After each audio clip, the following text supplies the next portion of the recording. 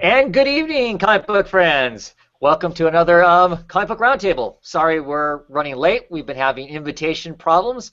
The wonderful Google Plus seems to want to send invites out to a number of different places, so it was a little bit hard to get everybody here. That and there's some football games going on that some of us really didn't want to miss the end of, but we're here anyway.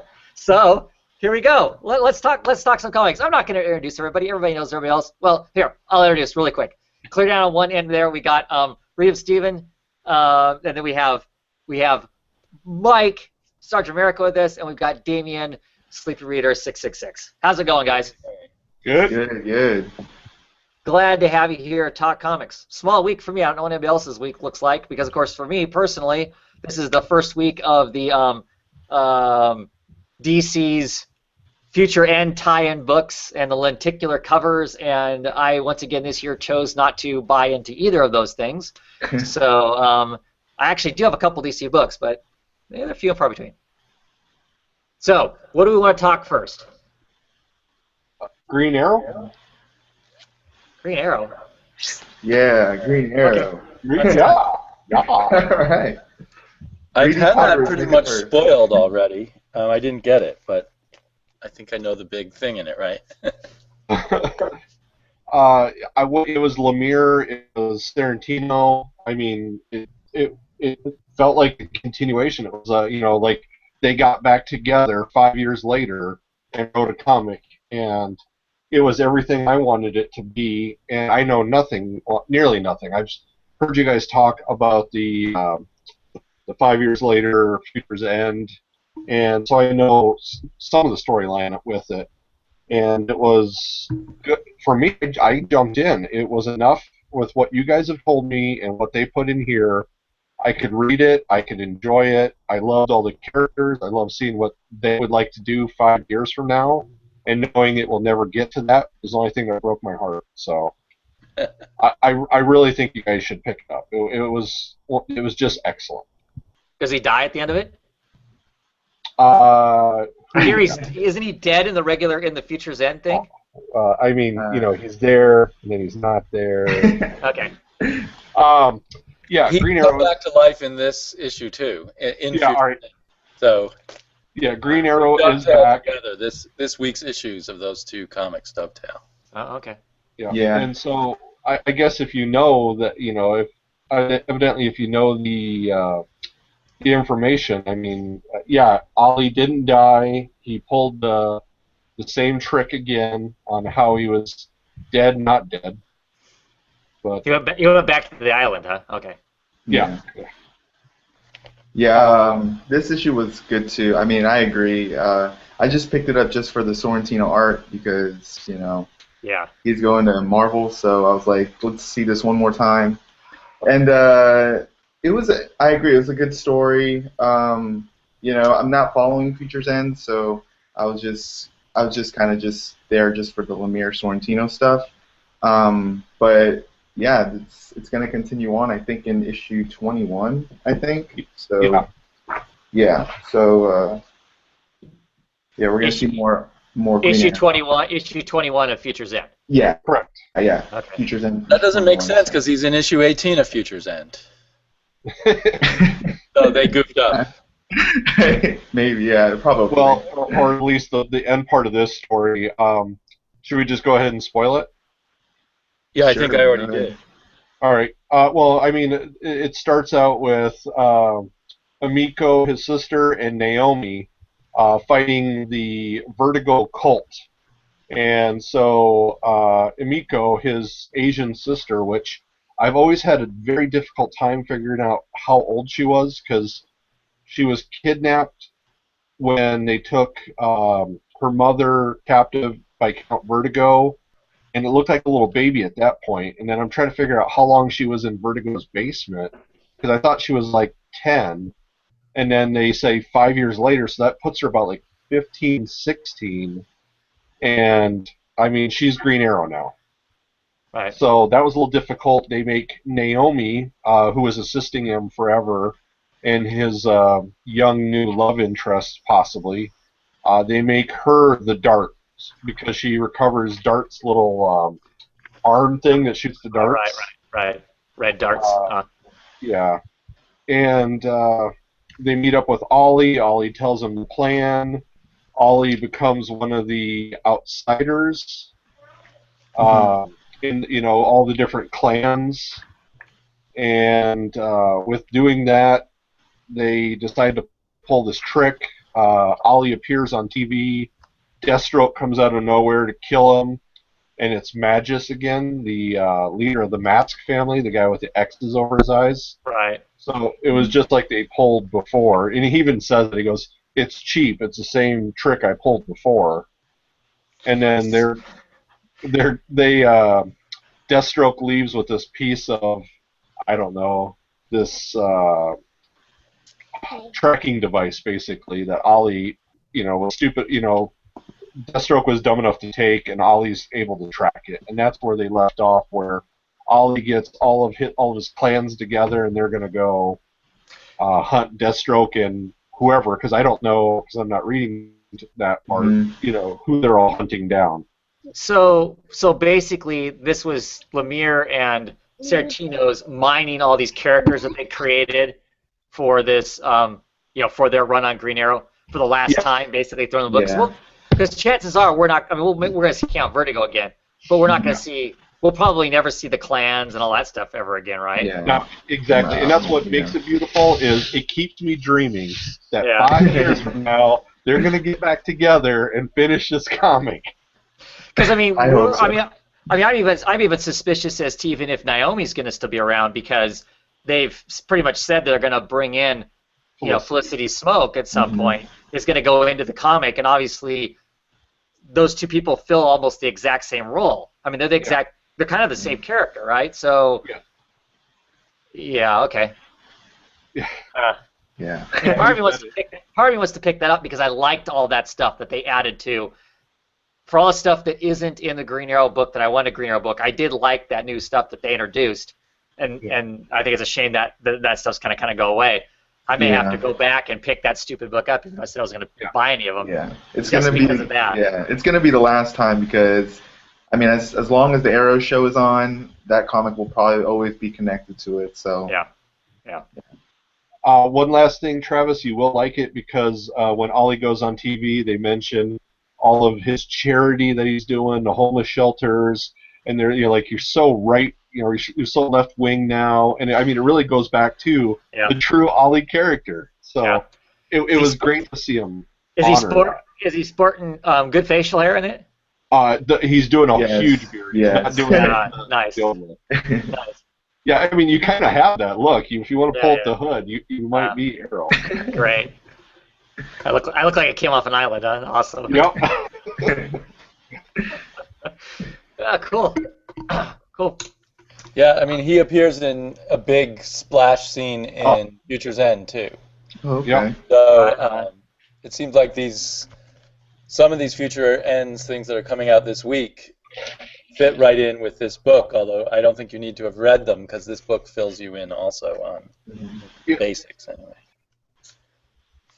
Well, that's really how they should do. If they're going to do these things the way they're doing this, that's really how they should do it. It should be something that if you're not a reader of the main book, you can still pick this up and make some sort of sense out of what is in the story.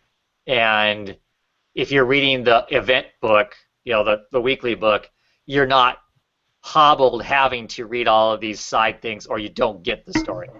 So I think that's the best way to do it. That way, if you really want to experience the whole thing, you can. But Damien's not forced to feel like he needs to go and pick all of these up because they're all tied into it, and he's not going to get the full story if he doesn't read those. And those of us who aren't reading that weekly book don't feel obligated to have to try and pick up the weekly book to understand what's going on. So. But it seems somewhat useless for the people just picking up the books this month. I don't know. No, I agree with you, Damien. I mean, reading just Green Arrow, if I hadn't heard you guys talk week after week about it, I wouldn't know the background. But reading the comic, I didn't care. I mean, there was enough story there that I just went, I liked it. I didn't need it to be anything else. Well, I can see you looking at these books. I can see you looking at these DC books as just this is a fun, what if set in the future kind of a thing. I mean, I'm entertained by that idea. What does my current hero look like? 5 years from now. You know, so I mean, I guess I don't have a problem with that. Well, except that the Future's End plotline is pretty radical, you know, with the world devastated and on the verge of further devastation. So it's not just, oh, a realistic peek into the future of Batman or something, right? It's tying in with this more bizarre, over-the-top plot that we know is not really going to be what's going on 5 years from now. Sure.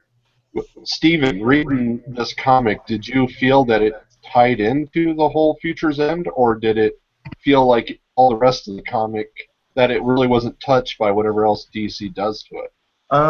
Well, I mean, with Lemire and Sorrentino, I got familiar with all those characters, so I was just kind of glad just to see them again. With the Future's End stuff, it didn't really matter up until a point, until towards the end where it says, hey, we're going to revisit this again in issue 21. So, like, that was just far out of my mind, you know, so I just enjoyed it just seeing those characters again. And I think Lemire really got a lot of freedom. I mean, it felt like all the other storyline stuff, like the Forever Evil Net, none of that touched this book. Mm-hmm. And I felt that even with, like you said, in this story, except for the very end, it almost felt like we're going to ignore this and then plop it in at the end, and it didn't matter to me. I mean, it was good. I'm not going to read all the rest of the books, but it was a good ending still. It didn't feel weird. I really miss the Outsiders. Like when I read those and they were like standing in that pose, like there's this panel where it just shows all the Outsiders. I was like, give them a book, because it just they look so awesome. Like just seeing Katana, like Katana was one of my favorite parts in the run, and so he's showing the picture. All right, here we go. This is the badass pose that you always ask for in every comic. You just the whole group. And I'm just gonna miss them because we're not gonna. That was a cool idea. That was a cool idea that they put in the book for sure. Yeah. So did anybody pick up any other of the DC tie-in books? I picked up Action Comics. Did you? Yeah, and for those who are reading Future's End, Clark Kent is actually in Ethiopia, and he's like, he's kind of keeping low key, because I don't know. I've read that they revealed the Superman in, I think, the last issue of Future's End. So this is where Clark Kent is, and the story was okay. It was kind of like one of those stories that I'd read in Adventures of Superman. It was kind of just has a message and stuff like that. And there's this Sand Superman that gives these like three random people who are going through very difficult situations. They give them each a power, and towards the end, the Sand Superman comes back to Clark, and he kind of just because Clark is like growing stuff in this desert, and he's having a tough time, growing all these plants, and the Sand Superman gives them, or makes all the plants grow, and it kind of inspires Clark to, I guess get back into being Superman, or I guess he's hiding, I guess. So, I am not reading Future's End, so this was kind of just, it was there, but I enjoyed it. The art was okay, but if you guys are reading Future's End, Clark is still alive, and he's in Ethiopia, and I think there's something going on now. And he's in this issue too. Oh, okay. All right. So, in Ethiopia with Constantine trying to convince him to go back to being a superhero. Okay. All right. So that makes sense. That's all right, cool. So I guess if I had read Action Comics, I'd know a little more of what was going on with him. But it sounds like you're still not totally clear on it. Yeah, it's just a little bit, like you really didn't have to read it, to be honest. Yeah. So I read a couple others of the tie-in ones. Although they didn't tie in so much. Swamp Thing. I love that cover. Was a This is not lenticular. I Yeah. didn't buy the lenticular ones. Mhm. It was 5 years in the future, I guess, but it had nothing to do with Future's End. And there were references to things that had gone on between now and that 5 years that weren't explained, so that was rather odd. But it was a fairly decent. It had Jesus Saez, who was great art on Right. Swamp Thing, and it had Charles Soule. So it was a very interesting kind of slight look into the future of the Swamp Thing, and at least seeming to once again wrap up the Abbey Arcane and Arcane kind of plot line. But I'm sure they'll be back anyway. Yeah. Oh yeah. So because it had the great art and everything, it was well worth it for me to get the non-lenticular version. But I think in the long run I didn't get anything important about Swamp Thing or about Future's End out of it. And then actually I got two others. Let's see. The most interesting one is Grayson, which tells this backwards story. And it ties into Future's End in the sense that it's about military conflict caused by the war against Apocalypse that happened sometime between the present and the Future's End storyline. And they tell, one of those stories where you start, in the present you keep going back in time, and finally when you get to the final page back in time, it explains what happens on the first page. Anyway, Right. So that was a really cool story structure.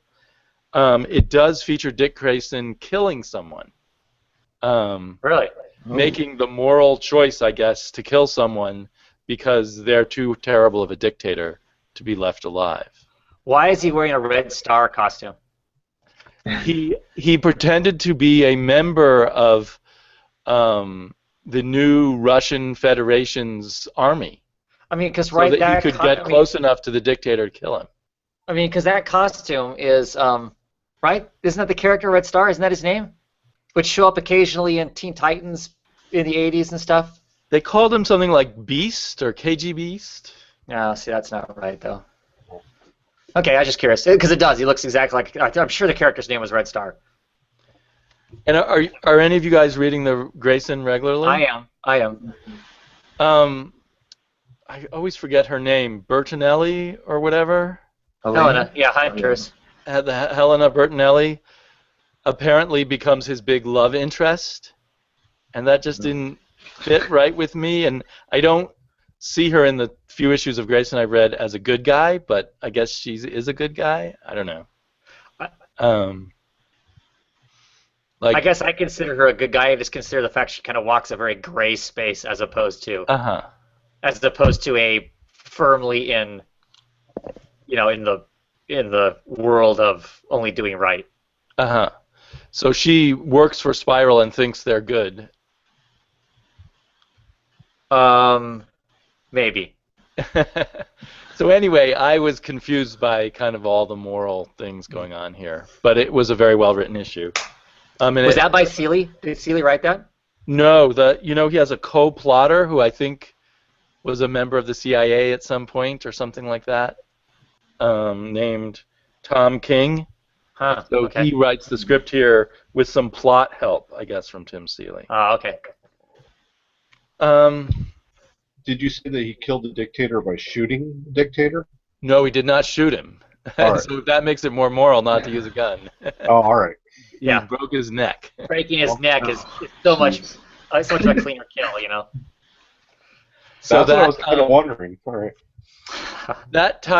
In the sense of that tying in with the grimness of the Future's End and how everything in the world's been changed and everyone's been morally corrupted by all their wartime experiences and stuff, is the way that ties into Future's End, rather than the Superman and the Green Arrow tying directly into the plot of Future's End. But like I was trying to say before, it just seems like such a weird event to me because we've got this sort of so-so selling series that all the books are now tying into, and if this month-long event makes you interested in it, you have 17 issues that you have to somehow scrounge up now. because I don't think Future's End would make much sense read if you just dropped in right now. So it just seems, maybe it's Dan Didio's strange imagination or something that drives these, but it just seems like a really weird way to do an event. I don't know how much of it is that and how much of it is the fact is that they have decided that it's a great gimmick, or gimmick's probably the wrong word to use for it, for them to every September do some sort of a thing, because Right. that's when they relaunch the thing, and every year they did the 0 year, and then this last year they did the villains, and this year they're doing, it's just, they're going to tell all these stories thrown 5 years into this screwed up future, and they can do these lenticular covers and tell these kind of one-off stories that some people are going to think is fun. We're going to see it again next year. I don't know what it's going to be, but it's going to be something. Next September they're going to do this again. I know. Well, I understand the whole marketing and everything, but it seems like I don't think maybe to do these events every September, but it's an odd choice to do this particular event. I don't think 5 years in the future, if it was just about the characters, but it's really, a lot of it is so much about what they've done in the Future's End series. It just seems trying to make a big event out of something that only interests a small audience. Maybe. Right, okay. Yeah. I see what you're saying. I guess we'll wait and see how many of these books, as we get farther into the month, how many of them really tie more heavily into it, like the Green Arrow and the action one, and how many of them are just some sort of a story that's kind of tossed into the future as to much, because I don't know that they did this with the intent of that this is going to supercharge people into wanting to get in on the Future's End, because if that was the case, the smart person would have done this event and then started the Future's End, or started the Future's End this week with the beginning of all of this stuff. Right. And that's what they did with Villains Month. That seemed like much smarter marketing, even though I know people weren't happy with it. Right, because didn't it roll into that rolled into the Forever Evil, right? Right, and the 0 issues made a lot of sense. Of that was like kind of a nice jumping on point for people who felt they didn't know enough about these characters. They could get the 0 issues. Try and help satisfy those people who thought they needed origin stories for all those characters, right? So I just find it weird. I mean, since I'm reading Future's End, it makes these issues fairly fun for me, but but I know not that many people are reading. Yeah, I wonder what the sales are for the Future's End, like how it just, what the numbers are, because they're going, the weekly series. Like how the I think it's selling about 40,000 copies. Okay, so and probably dropping, because these things always drop over time. Yeah. I think that puts it into kind of a medium seller of a comic book. I mean, that's not bad. Yeah. Right. And maybe I've got the numbers wrong. That was my vague impression from looking at sales charts, as I have a bad habit of doing. I try not to get too depressed. Well, somebody who's not... the DC book I picked up that doesn't have anything to do with the whole Future's End thing was Justice League, because of course Justice League is behind. This is issue 33, where it should be this month, should be 34, but because they got so far behind in the Forever Evil silliness, this is still tied into its own thing. So I got this because it has Doom Patrol in it. I was actually planning on dropping Justice League right after the whole Forever Evil, because I just was kind of sick of the whole thing. But it had Doom Patrol in it, and everybody who knows me knows my love of Doom Patrol, so I had to hang around for that. Doom Patrol being in this did not matter for anything. They could have been interchanged with any other superheroes, and they could have told the exact same story. It was completely meaningless that these people were especially this issue in particular, had, I mean, nothing. It could have been the Outsiders. It could have been, the Legion. It could have been. It doesn't matter. It was pointless to the plot of the story, and so I'm kind of irritated with it. Other than the only perk is that they've been introduced to the New 52, but it doesn't look like they're going to have their own book, so I'm not even sure what the point is. They introduced. How many issues have they been introduced? Like, I feel like this has been going on since Well, in Forever Evil, they got name dropped a couple times in Forever Evil, and they showed up on a couple pages of Forever Evil. Some of them that got killed during Forever Evil. They showed up, and then you had the Chief saying he's going to rebuild everybody or whatever. So you had those little bits and pieces. I'm sure those were in Forever Evil. They might have been in the Justice League book. I can't remember which one they were in. And then we've had 2 issues of Justice League since the Forever Evil that they've actually showed up in as a team, calling themselves the Doom Patrol. And in this issue, it ties them back to Argus, that they're part of Argus. Okay. And then it's that's slow. It's like a slow. I feel like it's like Shazam. Like, you know, they put those backups in the back of Shazam or back of Justice League, and they just after that they didn't really touch the character or whatever. So. Yeah, and then in this, of course, there's one of the interesting points that would be about the Justice League book is you've got Lex Luthor, who's hanging around trying to make himself part of the team. In this one, Batman decides that it's best to invite Lex Luthor on the team because it's better to have your enemies closer, kind of thing. And I unfortunately, Mr.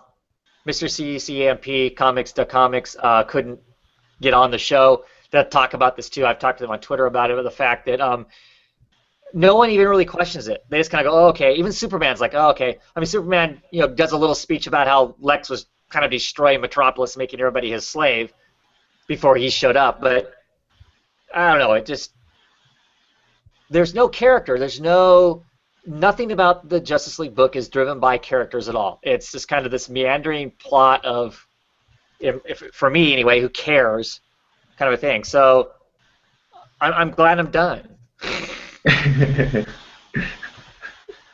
As sad as that is, I've always Justice League's one of those books I've always collected, but until they find a new writer for the book.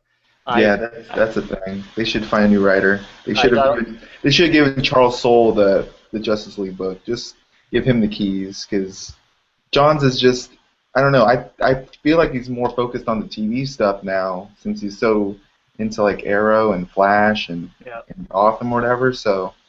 Which is great. Is great. That's part of his job, is his corporate job. That's what he's supposed to be doing. He needs to give the rein up of a bunch of these. Quit being a fanboy and give up the reins of these books and let somebody else, I don't care, anybody else, start writing the book. He's written 33 issues of it. Time for him to go away and let somebody else let somebody else do the book. I think.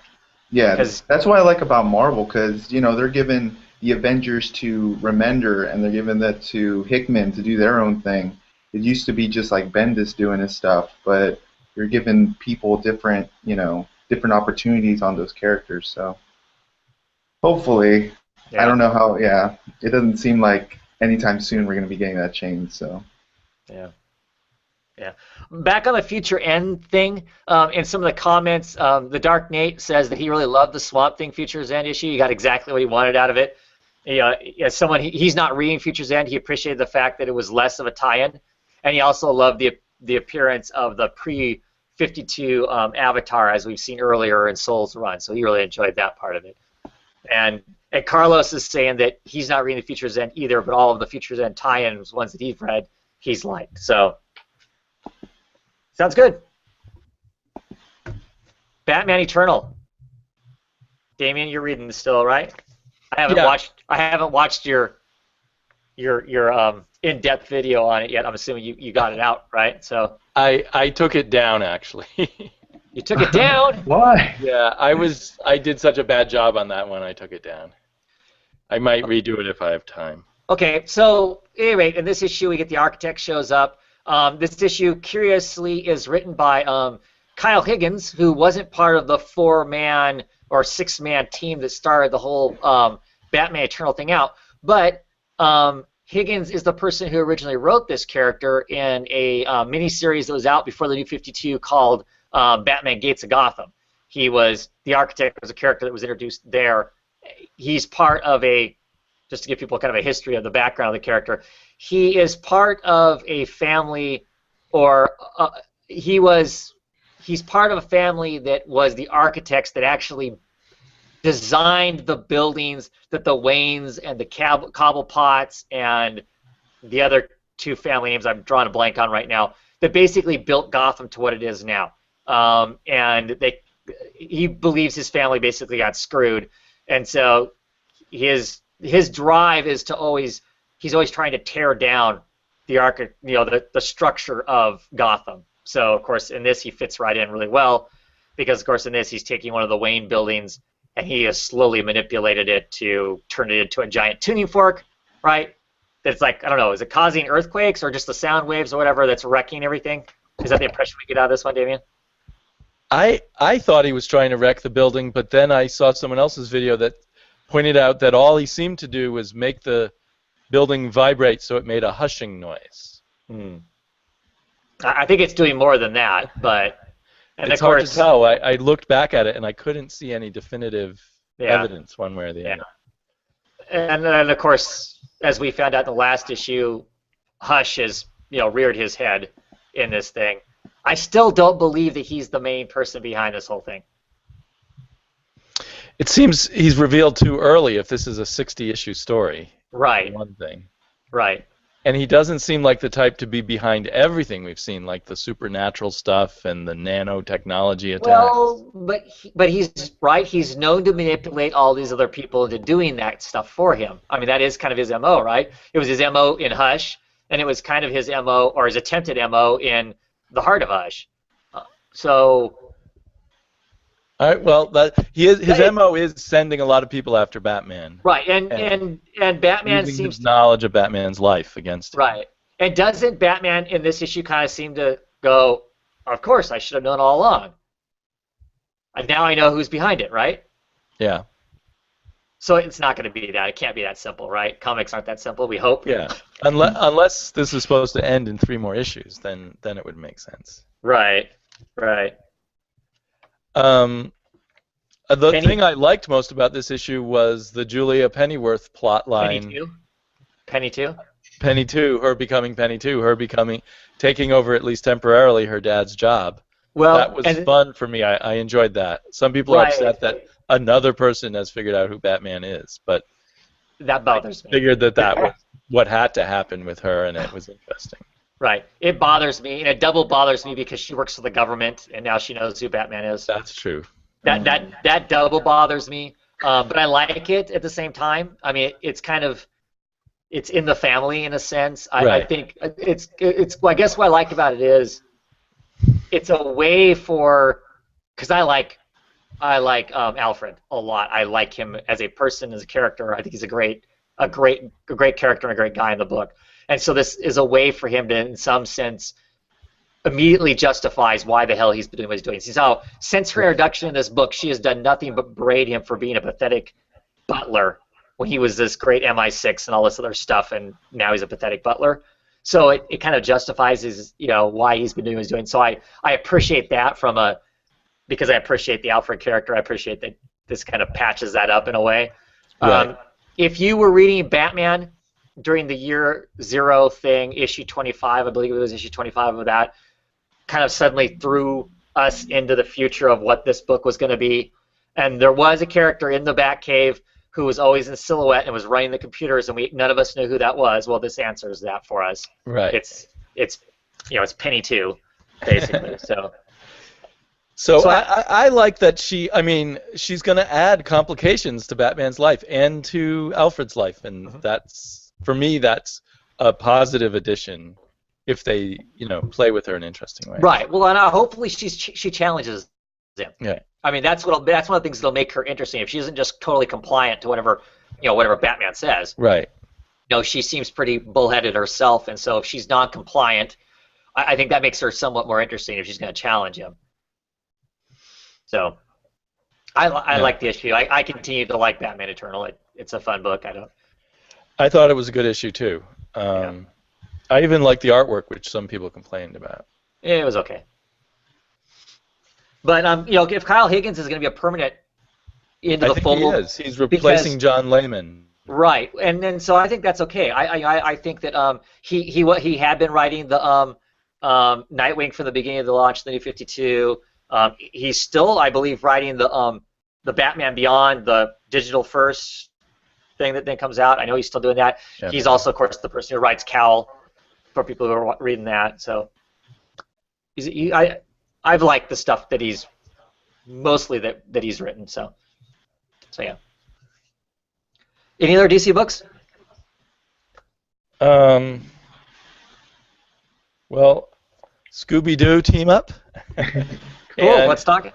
Teen Titans Return to the Treehouse. Scooby-Doo team up was done very literally if you had a Super Friends episode mashed up with a Scooby-Doo episode.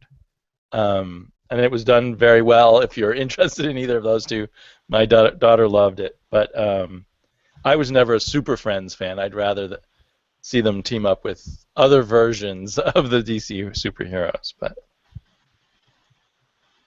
it was good. My daughter liked it. And Teen Titans, of kids comics, Tiny Titans, Return to the Treehouse is really the really good kids comic book. If you have kids or you enjoy reading things aimed at kids, this is the really well done one. I think it would be fun kind of thing to read out loud, you know, with a spouse or something, if not with a child. If they, you know, maybe aren't as into comics as we are, but will be able to get the jokes or something about superheroes. In this one, the Tiny Titans visit Aquaman, hoping to put their treehouse on a coral reef or something. Nice. So is that built as a miniseries? Yes, I believe it is. It doesn't say how many issues, but I believe it's a miniseries. Okay. I think that these creators of Art Balthazar and Franco are becoming very hot all of a sudden, and all these different companies are having them do kid versions of their characters. Well, yeah, kind of what happened of course, they had been doing the Tiny Titans, and they canceled Tiny Titans. Right, they did it for 40 issues. Right, and there was kind of a small little uproar about it being canceled, and so then suddenly every other company, like Tiny Hellboy and some of that stuff, suddenly started wanting them to do a book for them, and I think then DC backpedaled and went, "Hey, you want to do another book for us?" I think part of it was they canceled it with the intention of they're going to replace it with Teen Titans Go, which of course matches up to the cartoon, so the whole merchandising thing makes more sense as far as that goes. But I think that the Tiny Titans is way more beloved than the Titans Go. Not that there's anything wrong with that either, but I think they sell incredibly well in trades because that's more where people find comics for their kids these days. Well, and so it makes sense to do miniseries and just have a trade that's based around one theme and then later do another one. And that's how my kids read those books to start out with, because my kids have read them. And because the ones that I picked up anyway were that mini-size trade. They weren't the full-size like we get. It was that mini-size trade, which of course is a smaller book for a smaller kids' hands and whatnot. It works out great. Plus, you don't have that problem. You don't have that problem of you look at 14 pages, right, and then Quacking Duck's going, "Where's the next one?" Right. Right. So. Yeah, it's hard for her to wait for a whole month to get something. Oh, go ahead. Well, when you say mini trade, are you talking about like this size? No, I'm talking it physically is a quarter of the size of, or 3/4 of the size of a regular comic book. All right. Do you understand what I'm saying? So whereas a comic book is this size, it would be, it's like this. All right. It's a smaller version. And I think it works between a digest and a trade in a sense. Right. All right.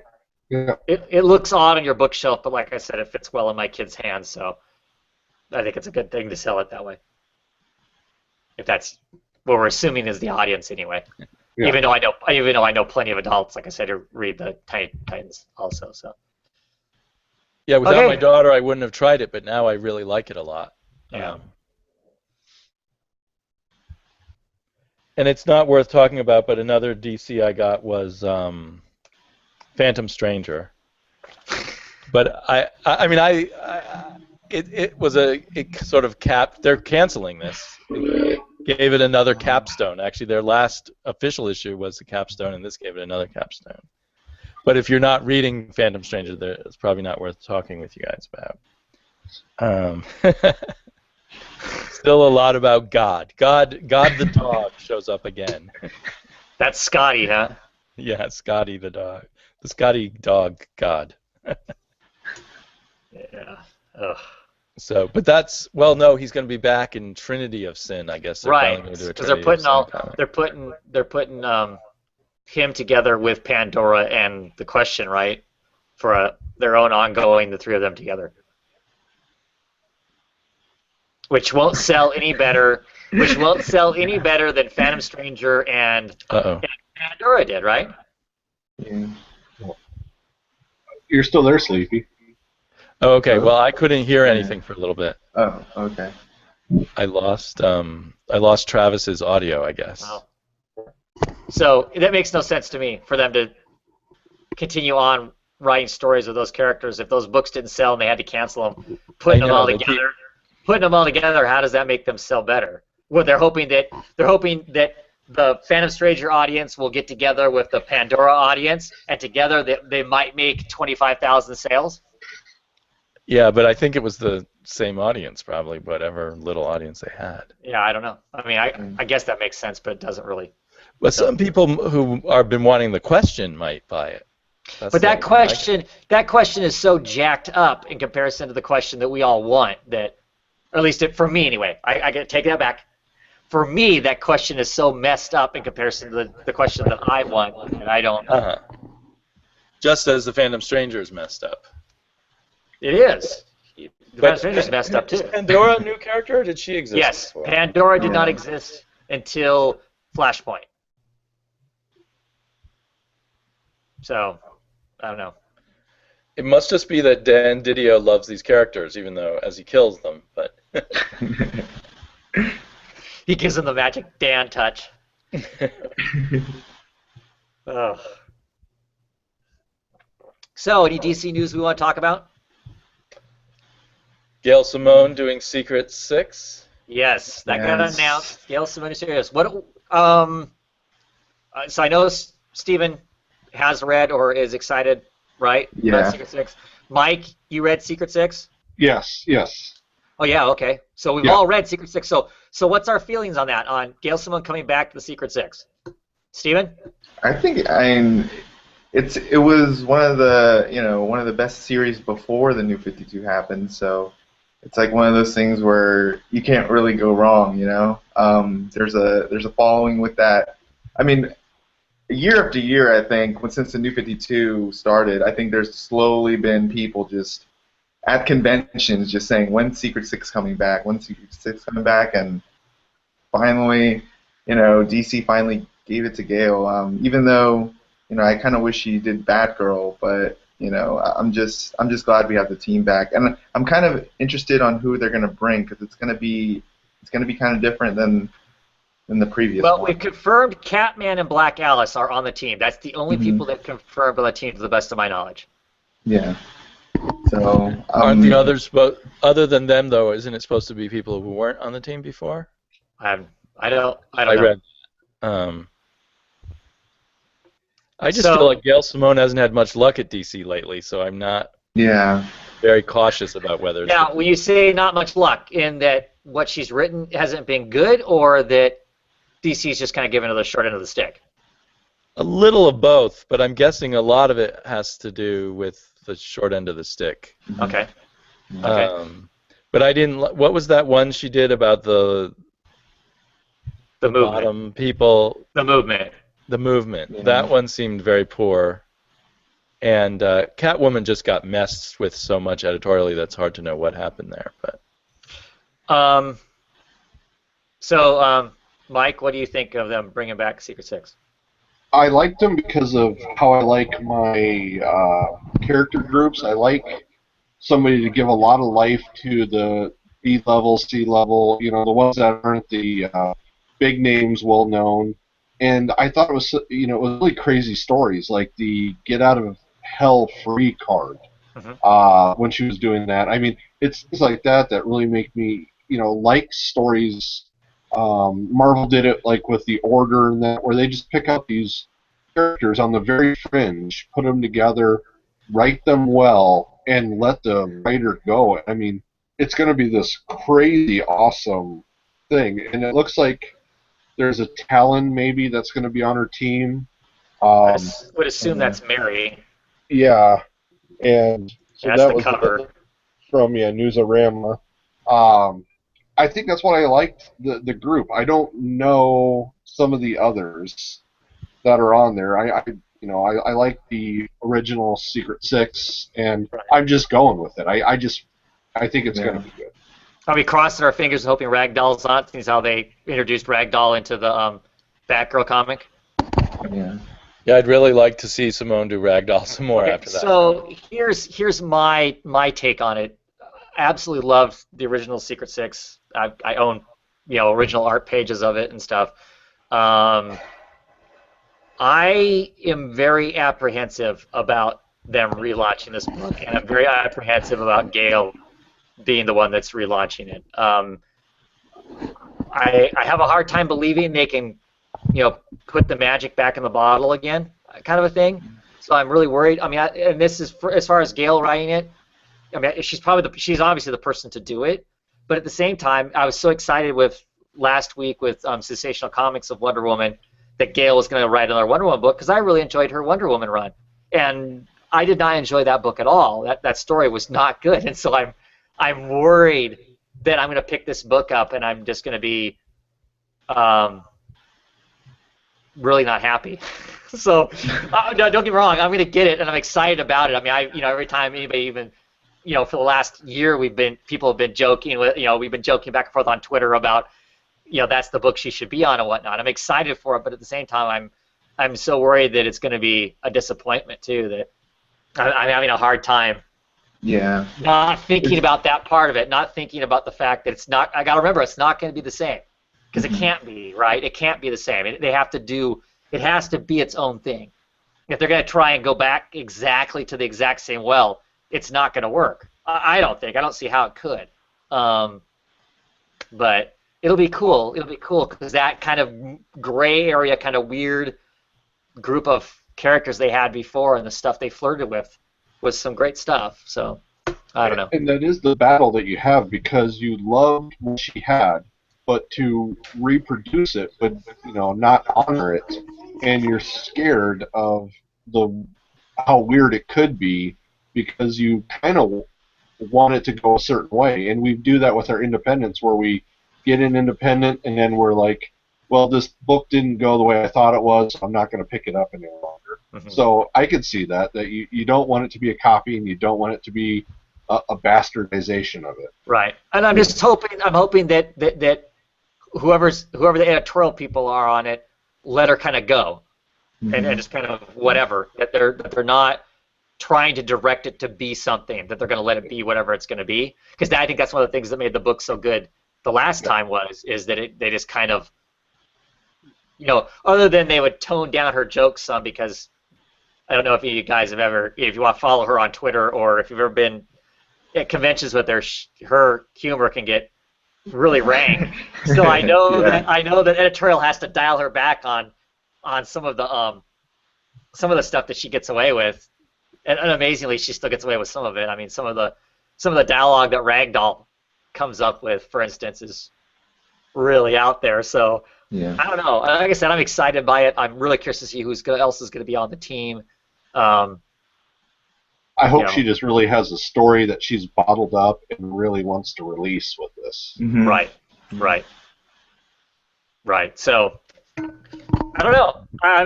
Like I said, I'm excited about it, but I'm also really, really scared that I'm going to be really disappointed.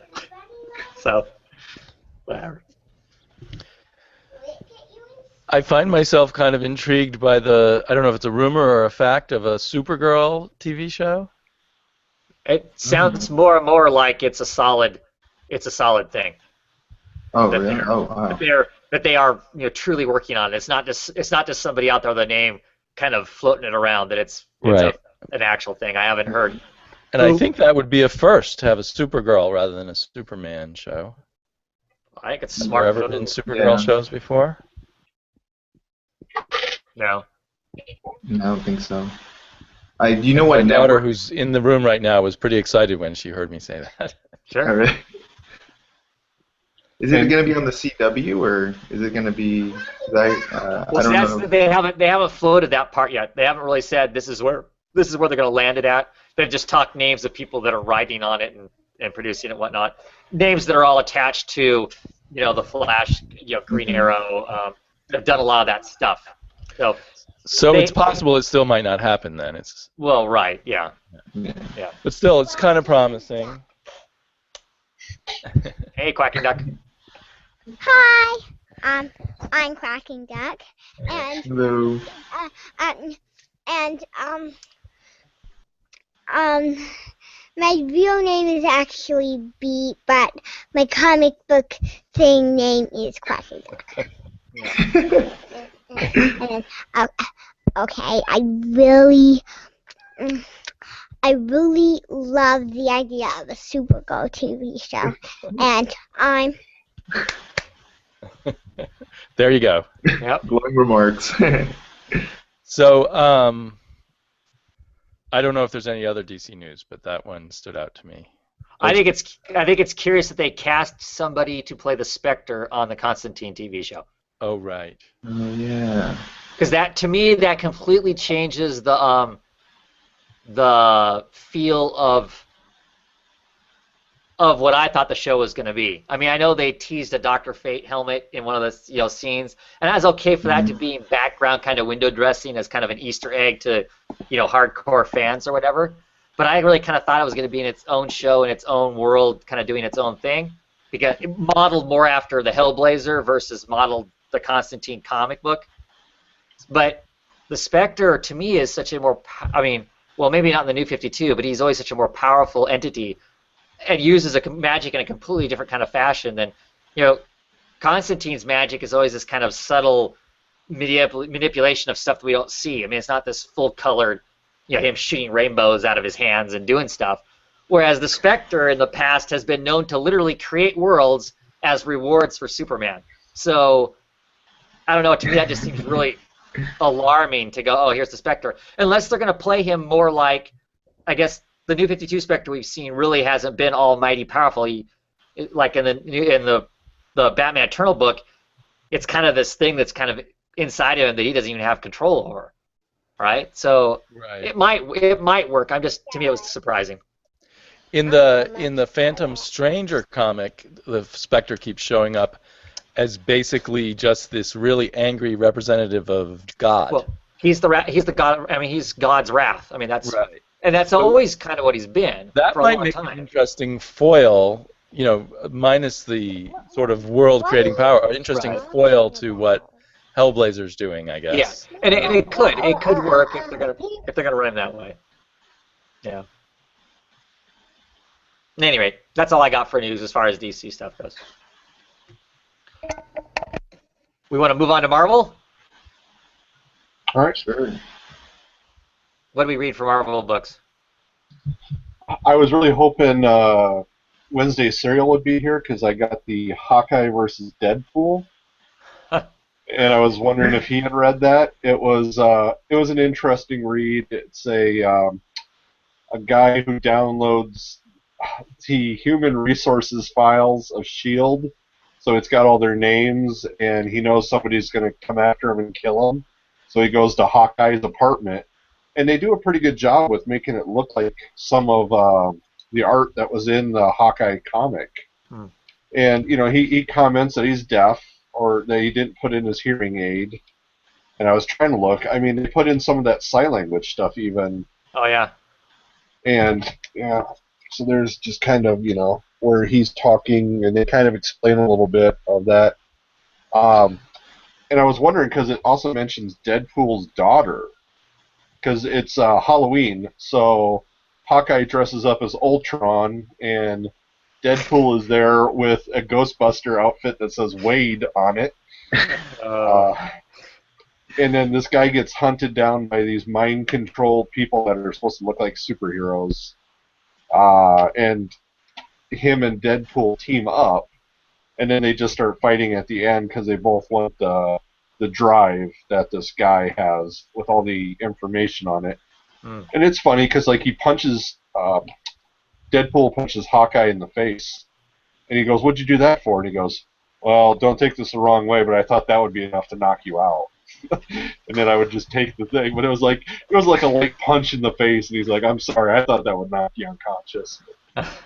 So it was fun. I mean, and it was interesting. And so is that like a one-shot, or is that a miniseries? I think it's 0-0. I think it's going to be a couple. Part 1, I don't know of how many, 4 or whatever.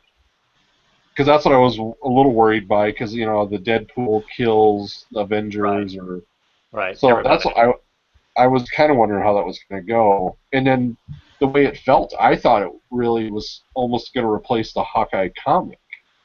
Because it did. It was in his apartment building, and then it had the death and the art. Because at one point he's like, "Is the dog going to solve this mystery?" Because it had the picture of the dog and a piece of pizza, and then the picture, and then the cops. And it was, and I hadn't been reading that comic, and it did feel that way. I mean, I was like, "Is this going to continue?" That's funny. Yeah. So that's all I have to say on it. It was good. Cool. I can't wait to hear Matt's review if he's read it. So please, Matt. Right on. Steven, did you get any Marvel books this week? Yeah, I got Moon Knight #7. I haven't read Warren Ellis's run. I jumped on it because I thought it'd be a great jumping on point. The story was good. It's basically Moon Knight chasing after this secret agent, and I enjoyed it up until the final part where he's talking to a character that I've seen some reviews of this comic, or of Moon Knight, and it harkens back to the first issue of Moon Knight. So I was kind of confused towards the end of what happened. But I am going to pick up, and trade the first 6 issues, and I'm going to stick on this book for a little bit just to see, and then I'll read Warren Ellis's run and see that's freaking awesome, and then I'll compare this. But I've been enjoying it. There wasn't really that much dialogue either, but the art was by Greg Smallwood was really good. So yeah, that's really all I have to say. It was okay. I don't know if I'd recommend it to people who are interested in Moon Knight, but I'm just jumping on because I kind of want to get into more Marvel books, so I decided to try Moon Knight. So. Yeah. And I didn't pick that issue up because, of course, the change in creators and whatnot. And I haven't been too excited by anything that Brian Wood has done superhero work-wise. I like his independent work, so I kind of bailed off of it. But I've heard from a number of people that it kind of holds up. So I may have to go to the chain store and check it out because I like the character and I like this new version of it that they've kind of how they've kind of made him and stuff. So I'll have to give it a shot, I guess, and see what I really think of it myself. So because I really loved the Warren Ellis. Yeah. That run of those first 6 issues were amazing. So I picked up Captain America. This is issue 24. I'm not 100% positive this is the last issue before the reboot of Captain America, and I'm not sure exactly how. We all know who's going to be the new Captain America, right? Yeah. Not sure the Falcon's going to be the new Captain America. I'm not sure exactly how that happens because in this issue, it looks like the Falcon gets blown up. There's a bomb at the end of the book. They can't disarm it. They don't have enough time, so he snatches it up, flies up into the heavens, and is blown up with the bomb. After giving this speech as he's flying up and sacrifices himself in stereotypical superhero fashion at the end of this. So yeah, I don't know. It was an okay issue. I'm liking the book less and less as we roll into the end of this. It feels heavy-handed and predictable in a lot of places. Other than, like I said, I don't know how he's going to become Captain America because he was just blown to bits. When is the new book coming out, or are they renumbering? Yes. The Captain America. My understanding is it goes back to #1 again when the Falcon takes over being Captain America. So is that next month or the following month, or? I'm not 100%. I think it's the following month. I think it's November, I believe, is when it starts. And I'm not on it. Then I will stop getting it. So I'm trying to remember if this last month when I ordered was the last time, and I think it was. So I think October is the last of this run of it before they start the new book. But it's like I said, it's okay, but it's feeling more and more heavy-handed as it rolls along, and so I'm not as excited by it as I was when I first was getting it. which means it's a good time for me to be done with it. So I guess them starting over with number 1 works for me because that's an easy place for me to get off and have a nice clean run of 25 issues, I guess. Who drew that cover? It looked really good. Let's see. It is Carlos Peccio. And White is the colorist. He's the artist on the inside. He's the art on the inside. I mean, the art's okay. It's big and colorful and dynamic. It's one giant brawling fight scene basically, as they fight Zola, and he's trying to get his daughter back. He's trying to get Jet Black to go back to him. He's basically told her that he's manipulated her this whole time and looked through her eyes, and he's known exactly what's going on the whole time. But obviously he doesn't, because he doesn't realize that she has a relationship with the Falcon and stuff. But it kind of was. Or maybe I'm just ready to be done with the book, and so I'm writing it off now. But I don't know. The flying the bomb up and getting blown up, yes, very superheroic kind of thing to do. It just feels like it's been done a million times. So I don't know. Yeah, I wonder if it's all going to change during this Axis arc, or if they're going to wait till the end of the arc. Well, see, I noticed that after I read this and I went to put it down, it says March to Axis there on the top of it. So this is I guess a build up to that, which I care not for that at all. So it's just another Marvel event that I'm going to do everything I can to avoid. So. And I think I'll be excited about it because it looked like they mentioned Doctor Doom will be leading an Avengers group. So it throws back to me the old Dark Avengers, and that's what made me interested. I can't imagine him teaming up with the Avengers. Lex Luthor? In Justice League, that's what it made me think of. But right. I think that's what it, like I said, I can't imagine.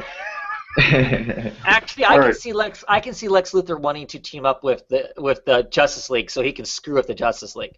Yeah. Doom he thinks of himself even more than Lex Luthor thinks of himself. Yeah. I can't envision Doom wanting to team up with the Avengers because they are so beneath him, right? I mean, isn't that kind of Doom's MO? He's just this above everything else kind of thing. Yeah. I guess as servants, he might team up with them as servants, but they've found ways to team him up with the Fantastic Four numerous times throughout the history of that run. Yeah. So but he's got a different relationship with them, though, I think. Well, and I think that's supposed to be the thing is Valerie is supposed to have reconditioned him or whatever, and so that's where he's maybe a good guy now. I haven't been following. I'm glad I'm missing the events. That's all I got to say. And I don't know if we have him back in the Fantastic Four in the Ultimate Fantastic Four, I think. All right. Because that's the thing, yeah, I haven't been following any of that, and then I don't know what Avengers group he's going to join, because I picked up Avengers World, and I only picked it up because it had the Black Knight on it. I was a big fan of the Black Knight in the old days. And this one, it's almost a jumping on point. It's Avengers number 12 though, Avengers World number 12. It's magic. Morgan Le Fay is the big bad guy in it, and then they start introducing people into a new group where they tell the Black Knight he's going to lead, and then he gets to pick his team, and then they do little back stories on each person. One is the daughter of Swordsman. The one that trained Hawkeye or Purple. Right. Another one is I think what their names were. Another one is this girl has got these power fists. Tolmet is her name, and she just gets these power gauntlets from her father. One is the baby killer, and it's a general whose brain they transfer back into an infant or like a toddler. And then he carries these guns and throws grenades around. And Tiger and Sliver. Sliver is a British soccer player who spends all his money to become a superhero. and then they go to Sebastian Druid. So I mean, it's like they're making a magic team. So I don't know if they're hoping for when Doctor Strange comes out that people want to pick up magic or what, but it was an interesting take. I'll probably pick up the next couple and see how it goes. But I only grabbed it off the wall because it had Dark Knight on it, and it was a short pull for me. I mean, the Green Arrow was my only pull, so I just picked out weird things this week. Yeah. Marvel, I think, needs to put out a magic book. They don't have anything even remotely close to that, and they've got some great magic characters. Yeah. You know, and they haven't had a magic-focused book in forever, have they? I don't think. Yeah. I mean, No, which is weird that. Unless go ahead, Ghost Rider counts as one. I suppose Yeah. Yeah. Well, and the fact that they're going to have a Doctor Strange movie, but I don't know that there's even a Doctor Strange comic out. I There- think well, there there- is. yeah. I think there is. I don't know. I think Frank Barbieri, I think, was slated to write something Doctor Strange. I'm not sure. I just saw it on Twitter, but. well, that's the guy who writes Ghost, right? It's the guy who writes so. Five Ghosts. Five Ghosts, right? Five Ghosts. Yeah, he wrote. There was I mean, is he writing something besides the annual? He wrote like an Avengers annual that focused on Doctor Strange. Yeah, I and think Mark so. Mark Rudio did the art on it, so Uh-huh. which would make it a pretty cool book. But Yeah. I don't know if there's anything beyond that. Yeah. Mhm. I picked up She-Hulk. Anybody else reading She-Hulk? Damien, are you still reading She-Hulk? No, I decided to postpone reading it. Probably read it on the Marvel app. Okay. This was actually a really fun issue. We're back to our regular artist on the book, so you won't hear me complain about the eyes being too far apart anymore after the last artist that was on it. They taught you your lesson. That's right. You careful what you wish for. That's right. And this art's growing on me. I really like, other than her eyes, I really like the art that's in the book. The paneling, smart paneling. I think it's a great way of telling the story. That continues to be, kind of fun about the book. This issue, Steve Rogers has shown up. He needs to hire a lawyer, so he's hiring Jen to be his lawyer because he's being charged on somebody on their deathbed told a story to the police department that is now he's being charged with homicide, with murdering somebody. Captain America is 40-some years ago, but the way the laws are written, the family has just found out that it happened, and because they just found out that it happened, now they can charge him, even though the statutory on murder is only 2 years in California, whatever. But anyway, she works up this wonderful case to defend, Steve Rogers. Steve Rogers is in his 90s. He could die any day, everybody thinks, and so they don't want his legacy. Everybody doesn't want his legacy ruined. With the last thing everybody remembers about him is that he was charged for murder. So there's a lot of weight on her shoulders to make sure that nothing bad happens in this thing. Lo and behold, she gets to the courtroom, and the lawyer who is representing the plaintiffs is Matt Murdock. So the story is going to be in the next issue is going to be her versus Daredevil in the court of law, which written by Charles Soule, who of course is a lawyer himself. It's going to be great, I think. It was a fun build-up story to it, but that's the main gist of what the story is. I'm really enjoying it. It's a fun book. I like the characters. The secondary characters have nice charms and about them that make them curious and interesting people too. So it's just been kind of a fun, make you smile kind of book. Do they explain who Steve's supposed to have killed? No, that part they haven't exposed to us yet. Right. We get some kind of flashbacks to the 40s that kind of lead us to something. They show there being some sort of an attack on a facility or an accident very early on in him being a super soldier and somebody dying in his arms or whatever. So it may have something to do with that. They haven't really given us a clear picture as to exactly what that whole story is yet. Right. So. But a fun book because I guess it takes us in a direction that it isn't all about big superheroing type stuff, and so that's, I think, was one of the things that makes the book fun, is you get to see a different side to these, a superhero that's trying to have a career outside of just, you know, punching things. So Yeah. it's kind of cool. And finally for me, I got issue 15 of Superior Foes of Spider-Man. And another amusing issue. This issue wasn't as funny as the ones in the past have been. 2 more issues and this is done. It's being canceled at 17, I believe, is the issue it's being canceled in. It's kind of wrapping things up. They think they've finally pulled off the big heist. They think they're on the wind down to collecting their stuff. As long as they all stick together and don't sell each other out, everything will be great. And they're all going to collect this massive paycheck. And then, of course, the last 5 pages is every single one of the people on the team selling everybody else out. So, in typical stupid fashion, they're all going to basically cut their own arms off trying to, you know, outsell the other one with the stuff that they've got and stuff. So, I mean, it's amusing. Not, like I said, not as quite as many laugh out loud moments as some of them have had, but still fun. Yeah, I've sort of regretted not jumping on that book, but it's almost running. It's ending its run, right? Right, 2 issues. This is 15. It's going to end at 17. So, I'm somewhat irritated by that because I feel like that it suffered. The rumor mill kind of killed the book, I think, to some degree. Sales weren't super great, but not bad. People started talking, like Bleeding Cool started sending out things saying, "Oh, this is canceled," and it wasn't. But of course, as soon as people start hearing that, and that rumor starts getting fed around, I believe it hurts sales. And it was a book that was basically put on notice. Look, your sales have to be at a certain point, or we're going to pull a plug on you. And I think with those kind of rumors floating around, you know, Nick Spencer, the writer, was on Twitter all the time going, "Look, the book is not canceled. Quit saying that. That's going to hurt us." And I think it inevitably did.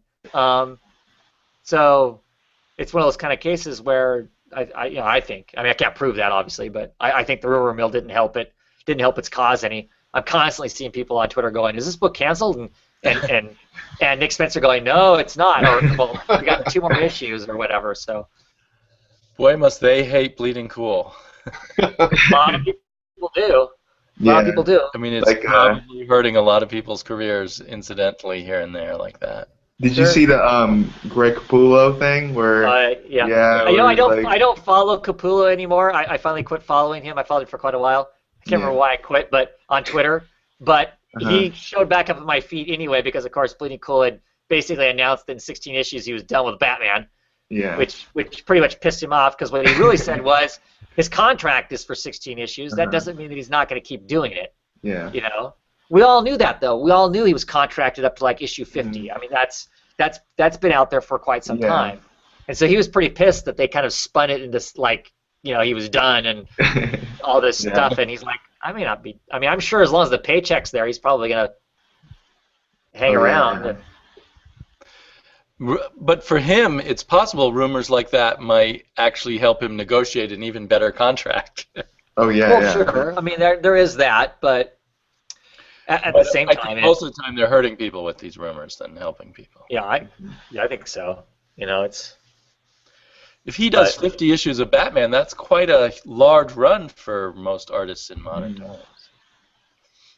Yeah. I mean, I'm sure Jim Aparo or someone like that did longer, but he's actually replaced Jim Lee as the best-selling Batman creator. So that's pretty big. For the moment, I mean, if Jim Lee came on to Batman, would the sales go up or down? I don't know. They'd go down. You think so? Initially, they would go up, and then when Jim Lee couldn't hit any of his deadlines, like with Superman Unchained, then it would go down. I mean, let's be realistic. I mean, if that's all he had to do was Batman, he didn't have all his other duties, it would probably be awesome. I mean, you're right, and I think the sales would probably go back up again. But you got to be able to hit your deadlines, and he can't. Or I mean, I don't think he can. I think he's kind of proved with Superman Unchained that he can't hit his deadlines. So. Yeah. And if Scott Snyder were on Batman without any Greg Capullo, would the sales go down? Depends on who replaced him. Sorry? Depends on who replaced him. Right. I mean, I think there's going to be a lot of good replacements that wouldn't really affect sales, but I don't. Well, you're right. I mean, I thought that his run when he was doing Detective, which is another Batman book, when he was doing Detective with Jock doing the art and with Frank Avella doing the art, I thought those arcs were awesome. So, yeah, I don't think they're going to get a run-of-the-mill artist if Capullo leaves. They'll find somebody else who. Yeah. You know, but regardless of what whether you are tired of Capullo or not, the two of them on that book has made that the book, that the selling book. It's the book. You don't want to mess with that formula. Right. They're gonna keep paying. I think those two guys to keep doing the book until it goes into the ground, and I don't see that really happening. I mean, I think that people are fatigued going out of the whole 0-year thing, but I think that it won't be very long as the next thing they do isn't really long like that. That will quickly be out of people's heads, and they'll be talking about whatever the next thing is, and be excited about it and whatnot. So, as long as Capullo's excited by it, I mean, I know there's got to be a certain point where him as an artist is going to go, I'm kind of tired of doing this. I mean, the paycheck's nice, but I'm tired of doing it. But he did Spawn for forever, though, didn't he, too? Yeah, he did that for like 75 issues. So obviously he's an artist that has the stamina to stay on with a character for a long time. So, whereas there's some artists, they don't really want to do more than 5, 6, 7 issues of whatever, because then they're artistically they're bored and want to go on to something else. So it'd be interesting either way, I guess. I'm not worried about it. Batman book will always be the Batman book, so. I think there are plenty of other artists that could replace Capullo, and it'd still be a great book. So. And if Snyder left, would sales go down, I wonder? I mean, these are just total rhetorical questions, because obviously there's no answer. I don't think people would get off the book if those guys left, depending on who they're replacing it with. If they were going to replace it with... Scott Lobdell. Yes. Like Scott Lobdell and Liefeld on art, then sales would go down dramatically. Yeah, so, if they get someone good to do it, they're going to always have high sales, I suppose. Right, but I mean, if they, because I don't think they're just going to, unless something dramatic happened, like there was suddenly a serious falling out between Snyder and DC, and he just literally walked away from the book with no transition, and they had to scramble to just get whoever the hell they could find. You might get some weak books in there as a struggle or whatever. But if they had time to effectively transition, I can't imagine the DC isn't going to hunt for an extremely solid person to write that book. Whatever that is. The Charles Soule, which obviously they're not getting him because he signed an exclusive with Marvel, but whoever, whether that be Jason Aaron or that be whoever they would try to pull in to do the book. I mean, I can think of a lot of people that I think they would write interesting Batman stories besides all my top Snyder. choices write for Marvel, it seems. Off the top of my head, same here. That's the people right now that I'd be curious to see write a Batman book. But they'd pull somebody in, and they'd pull in some fantastic artists, I'm sure, to to give us a different spin on the character. I would hope. I mean, that's what I'd hope they would do. Sorry if I'm going way off tangents. Yeah, that's cool. When New 52 started, there were the two other main Batman books were the higher priced ones, and Batman was the lower priced one. So I assumed they weren't expecting that to be the top selling Batman title. Perhaps I'm wrong in my thinking there. So they didn't know that Snyder and Capullo were going to be so hot, and then when they realized how hot they were, they raised the price. No, I think they kind of had an idea. To start out with, those other Batman books had more pages. They had more pages to start. They had more pages to start out with. They had backup stories in them, so they were more money.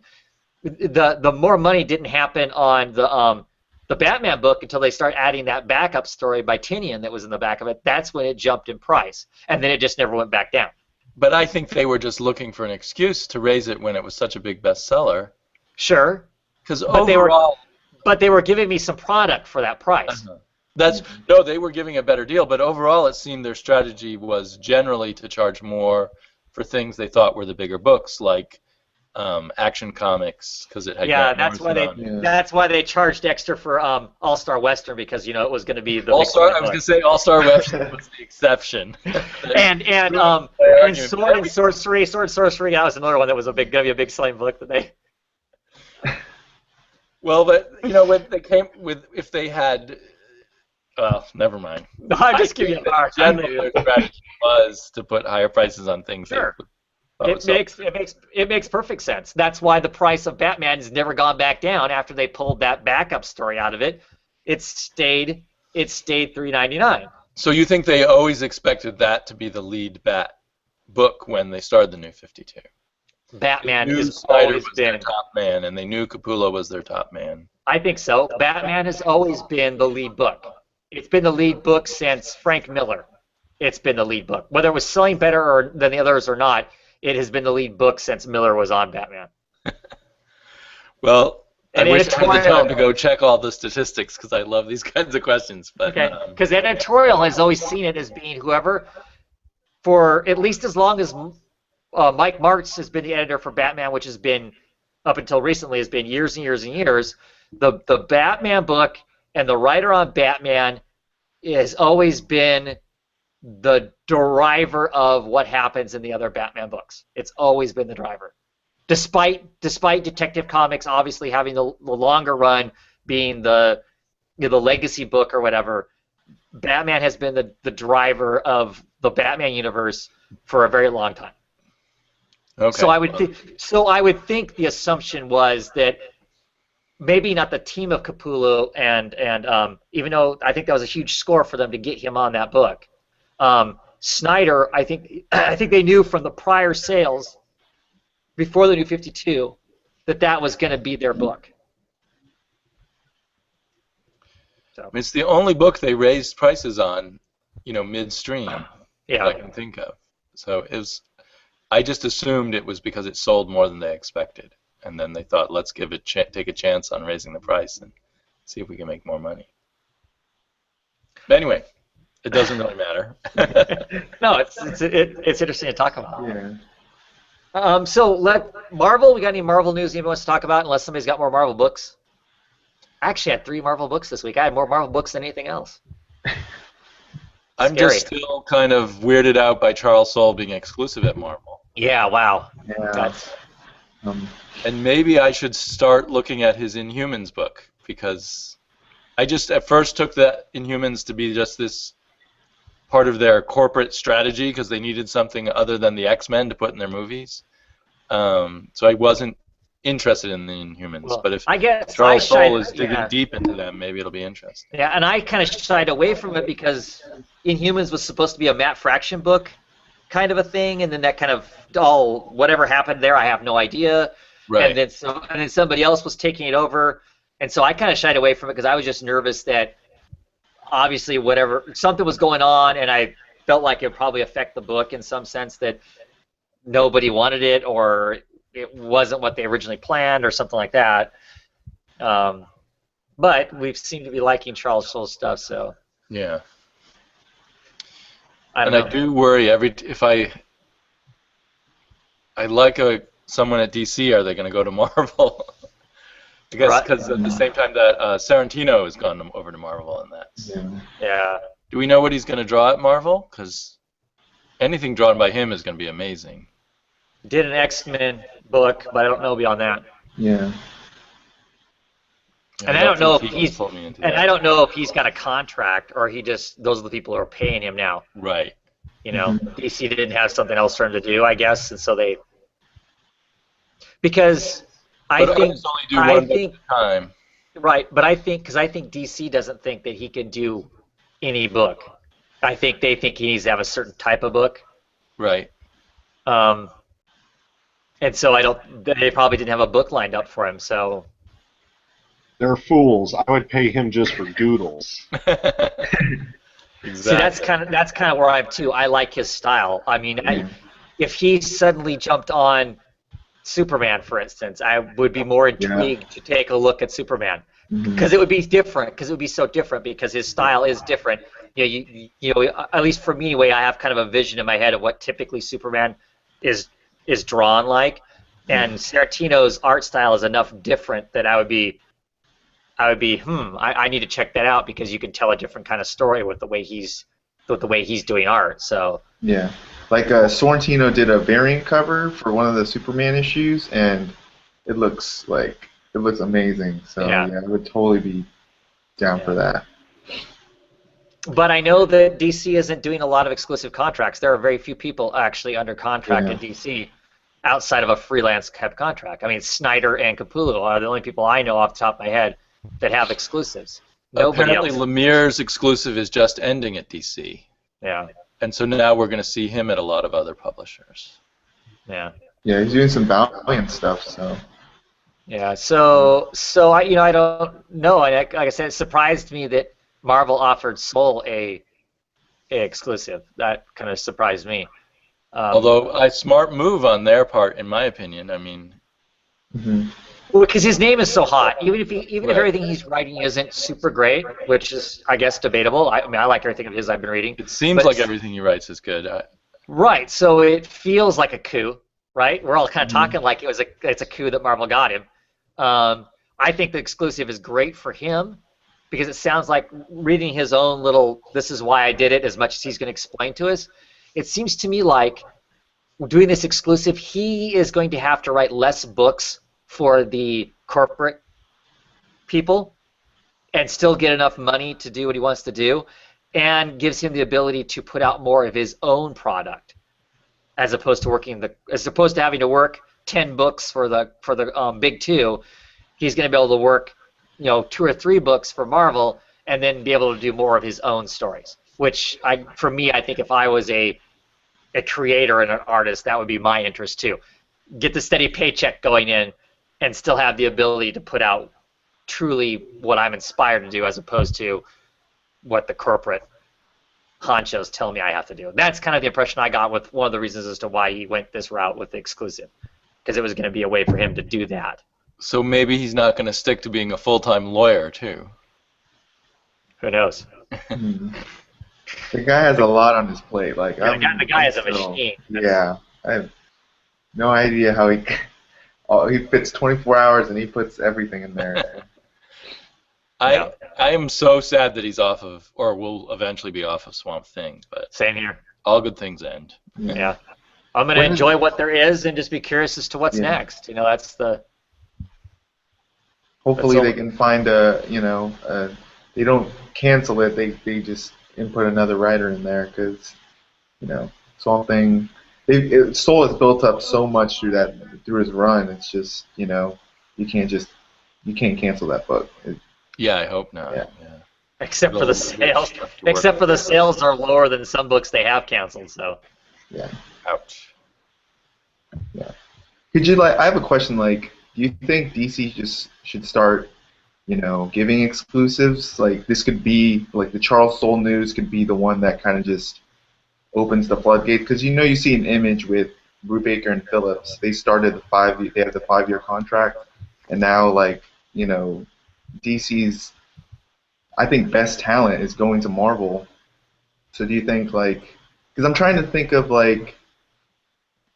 I don't know. I was thinking about the top writers and the top artists, who they need to put up, because you have Jeff Johns and you have Scott Snyder, but after that, I don't really know who else could fill in that, because I've always thought it was Johns, Snyder, then Soule as my top 3 writers in DC, but I'm not sure if Well, that's what I was going to ask. Who do you think they should be giving an exclusive to?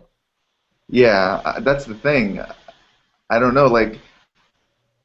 Charles Soule has been given so many opportunities, and he's paid.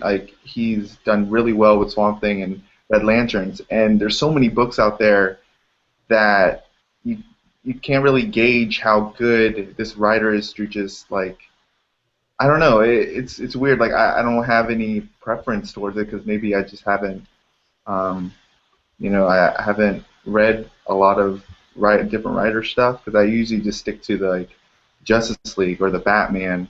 Mm-hmm. I would think Tomasi would be the next one. He is getting a shot at Superman, Wonder Woman, so maybe he could be the next one in line. But I'm just thinking like I'm just stacking up Marvel's lineup of writers and artists towards DC's, and it's just like it's not even fair sometimes. Like just see the stuff that's happening in Image with their stuff, and it's just I don't know like. Well, Image is its own thing, and it's everybody's going there. Yeah. Who has any desire to do their own thing? Mm-hmm.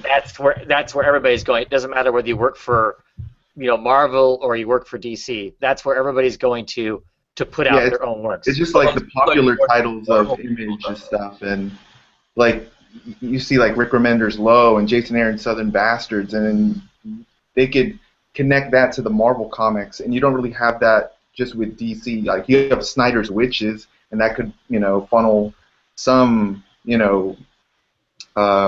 like I'll check out Snyder stuff in DC or whatever, but most of the Image books that are popular right now are from writers that also write Marvel comics. So you could see that kind of people could like, hey, I want to check out more work. Let me go to Marvel. Right, the association. I see what you're saying. Well, then there's the question of what the hell is DC done that some of those people aren't working for DC? Yeah. There. Some of those people did work for DC. They worked for DC for quite a few years, and don't always have positive things to say about their experience, or at least their end experience, at DC. So who's at fault for that? I do not know. At what level of editor, at what level of control did it push those people to finally decide? Greg Rucka, Brubaker, those guys who I think are great writers. Those guys all wrote for DC. They wrote some amazing stuff for DC, and then they left DC and went and wrote for Marvel. So I don't know what to say there. I think they should. I mean, if you want to drag those people in, the only way you're going to drag those people in is by doing exclusives. Yeah. Right? Yeah. I would guess, but I don't know. There are Marvel writers I would love to see do DC work that have never done DC work. Mm-hmm. Yeah. Like DC may be giving exclusive contracts to people, but they just don't want to be tied up to it, I guess. Well, I know that. See, everybody went away from exclusive contracts quite a bit in the last couple of years. I know that one of the reasons like DC went away from it is because if they had an exclusive, lots of times the exclusive, it tied in healthcare and all that kind of stuff. And if you don't have the exclusive, you as an employer aren't having. I mean, if we're just going to strictly talk business, which I don't know if that's more in depth, but if you're talking just the business end of it, if I don't have to pay for your healthcare, you're worth a lot more to me than if I have to pay for your healthcare. Healthcare is expensive, right? And so if that's part of a contract, that's money that maybe you're not getting back in any kind of a return. So that's why they dropped all these exclusives. Brian Wood used to have an exclusive with DC. He wrote lots of Vertigo stuff. That's where he was, and he had during his DMZ and Northlanders, that whole thing, he was exclusive. I mean, he had a contract with DC. He got paid healthcare. He got all this kind of stuff. Same with Gail Simone. They've just let all of them expire, and I think it has to do with the business end of it, the corporate side of it, as opposed to we want to hold all these creators in. Yeah, and I think that it's. I think I saw on the news that Warner Brothers is cutting like 8,000 jobs like throughout their whole thing. So yeah, it must be. Warner Brothers has always been in that kind of, with DC or with Marvel being so tied to Disney, they have kind of like, this billion-dollar corporation just making money off everything. They kind of have that kind of, that kind of cushion to do something like that, or compared to like Warner Brothers, who's they're kind of struggling right now just to stay, afloat, I guess, with all these job cuts.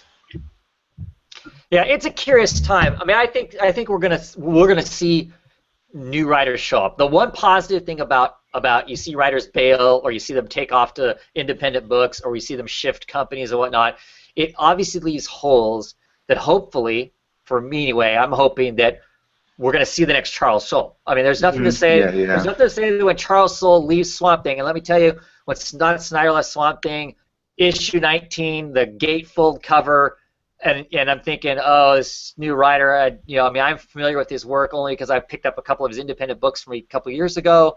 Yeah. What's this going to be like? No one's going to replace, Scott Snyder in this kind of twisted, people with their heads on backwards, Swamp Thing story that we're being told.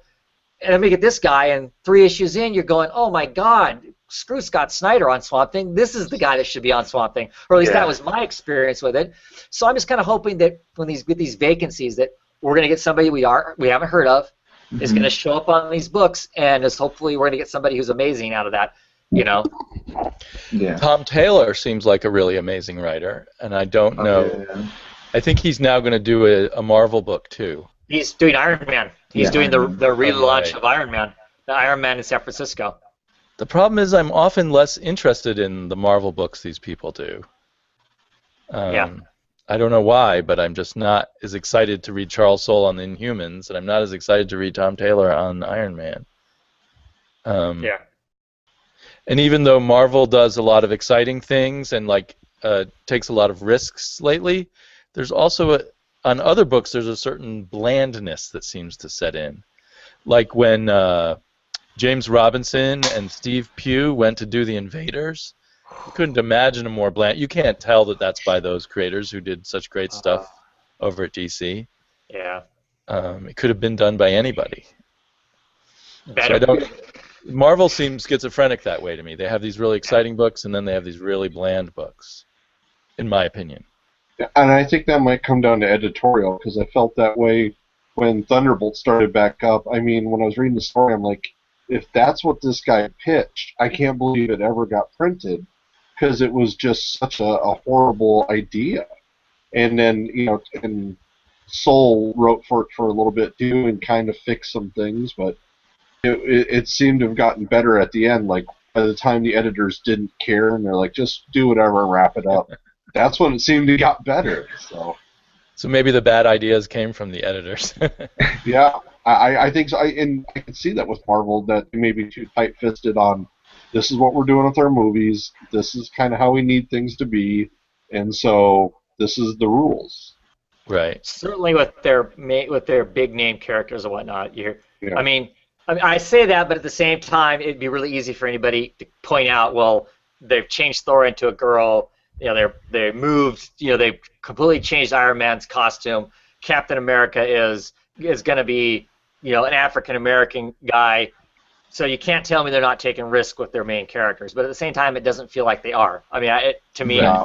I mean, somehow it doesn't feel that way. Yeah. It does. Well, to me, it doesn't feel genuine. It doesn't feel genuine. To me, it feels disingenuine. It feels like it's giving lip service to this kind of heavy machine that's out there right now. That right or wrong, and I think it's right, is this political machine that's saying, look, you need to expand the comic book universe to include more females, more people of colors, more gender different, all that kind of stuff, which needs to be there. But to me, it feels like those announcements for some of those Marvel books are giving lip service to that, as opposed to a genuine trying to give us a book that's supposed to mean something. I guess. Well, and then I think America and Thor things seem very contrived and planned out in a way. Yeah. Yeah. But then other books of theirs are very exciting and do very interesting things, including Ms. Marvel and She-Hulk that we're talking about. And I think that's the flip side of the coin. Those are the ones they didn't bank on, and people are loving, like you guys on She-Hulk, and all the talk and controversy. They totally downplayed it for Ms. Marvel, I felt. I mean, that's the one that should have been the flagship for them. That's the one they should be banking on. Yeah. Well, I bet you they only banked 8 issues on Ms. Marvel. When they signed that up, 8 issues. It's a girl book, 8 issues. We're going to give you 8 issues, and good luck after that, I think. And it keeps selling out, so... Yeah, and that's what's amazing. And even now, they're still not pushing it forward. I mean, that should be the news story that hits the View or, MTV or whatever. I don't understand why they haven't gotten behind that. Why isn't that the next movie? I'm glad they aren't. All right, I mean, it gives the writer more freedom. Because right now they're just letting it do its own thing. It's naturally becoming what it needs to be, as opposed to somebody artificially trying to make it something. as soon as it becomes the thing they think they should control, hey, let's put a Disney version of this out, a cartoon out on Disney, X whatever it is that their channel. As soon as that happens, then the real creators, the real soul behind that book loses control of it, and it becomes something else. I think. And maybe that's just me slowly becoming real cynical over all the other multimedia stuff taking over my comic books, but I just think as soon as that happens, that then they lose the kind of what they got going right now. They're smart. They leave that thing alone. They leave that thing alone until the creators who are working on it decide they don't like it and walk away from it. They just let them do whatever with that book. Marvel-wise, biggest movie right now, Guardians of the Galaxy. Are any of you guys picking up any Guardians books? No, I'm not. I was just talking with some friends about that. Like, we love the movie, and when you take somebody to it, you're like, why aren't they comic book fans? And then I realized I'm not picking up that book, and my two buddies that went to the movie that we just exclaimed over, nobody's picking up those books. And that's, I think, I don't know if there's a disconnect that we have, that we're not, because the books aren't the thing that's generating it. Yeah, I don't know. Rocket Raccoon sold a lot. I don't know if it's continuing to. Yeah. I might have picked up Rocket Raccoon if it hadn't been $4, but I just don't pick up many $4 books. Yeah. I'm apprehensive to pick up anything that's tied into movie, cartoon, TV show. All right. And I'm starting to feel that that's our idea with most people, because I believe along the same lines that it's not the same product, it's not generated, that everybody wasn't all about the books and then they made a movie about it. It was the other way around. And I don't mean to come across as sounding, elitist or snotty or whatever. And I kind of want those things really separated and well, like what I feel like what's happening, I guess I can't really say it's happening, but what I feel like's happening with like the Green Arrow book, for instance, it's becoming what I don't want to be. They're suddenly going to introduce a character that type of character already exists in the comic book, but to feel the need to tie into the TV show more, they're putting in a person that's exactly the same as this Naomi and Felicity Smoke, for instance. That just frustrates me. It's like why do you need to do that? There's no reason to do that. We got a character right now that already fills the role. I'm already reading the comic, And considering they made an Arrow comic, and I think that tanked. So. Yeah, I don't think that lasted more than like I don't know, like when I'm watching the Arrow show, I already know like reading Felicity Smoke in a comic. I don't know if that could enhance it. Like, I enjoyed Arrow Show for what it is as a TV show. I don't want it in my comic because, I don't know, it's not going to better my experience watching the show if I read the comic. It's just... Well, here's my thing is I just don't believe us as comic book fans, if a comic book TV show, movie, radio show, whatever, shows up, we're all going to run out and give it a try or give it a shot because we're comic book fans. I don't think too often do young people who are watching the Arrow show or middle-aged women who are watching the Arrow show for the salmon ladder scenes or whatever, they aren't turning around and going, I'm going to go read the comic book because this TV show exists. I just don't, I don't know, I mean, and I run into the public quite a bit in my work, and those kinds of subjects do come up in some sense or another, but I never see any of those people go, man, I wish there was, I got to go out and check out the comic book because this TV show exists. You know, with few exceptions. I mean, I think that the Walking Dead stuff is more popular now because of the television show, but I don't think it really happens, and so it frustrates me that my comic book is being changed to match a TV show, which to me, if you're doing that, it's because you think people are confused by the comic book because they watch the TV show. But I don't know that many people, and maybe it's just the fact I'm fortunately in this, because of the great internet, I'm surrounded by enough people who are comic book fans that I don't run into people who are just TV fans who run into that. I don't know. It just, to me, seems strange to homogenize it like that. And even today, the most interesting thing that happened is I was working with a bunch of students, and these young ladies were talking about, well, I want to get these Batman pajamas, Batman shirt, and I was trying to figure out what is their connection to Batman. You know, is it a book? You know, did they watch a cartoon when they were young? Batman's just cool. It is. It's the Yeah. iconicness of it Right. that they know just a little bit. It's big here. It's big in the in theaters and all that. And so everybody talks about it, and it's because it's an iconic look. And it never occurred to me until they were talking about that. That was it. That was why. I'm sure more baby Groot in a flower pot's doing this Yeah. will sell than any Galaxy Guardians of the Galaxy comic book. I'd lay that bet down right now that more of those will sell than comic books sell. Yeah, but whatever. We're way off on a tangent now. So. Are you? Well, just because this tangent reminded me of it, I've noticed at my own comic book store a lot more women coming into the store just recently. Cool. And I saw on Bleeding Cool them saying that the new version of Batgirl is getting huge advanced sales compared to Batgirl before. And so I don't know what's drawing the women in, but I wonder if it is, even though media in general is not drawing people in. The one I overheard the other day when I was busy looking through the comics, I heard a woman starting up a poll at my comic shop, and she was asking for Sex Criminals, Adventure Time, and Ms. Marvel. And I know Sex Criminals has gotten a lot of like Newsweek Book of the Year type of media. So it does feel like there's certain kinds of media can pull people into the store, maybe. Sure. Yeah. Well, well, you're right. I think it does. I think that kind of, like the Newsweek media, where it's talking about this is a piece of written work, you know, like Sex Criminals. Right. It's because that's nothing like Guardians of the Galaxy. So people who are interested in reading something like that, that's good media for that.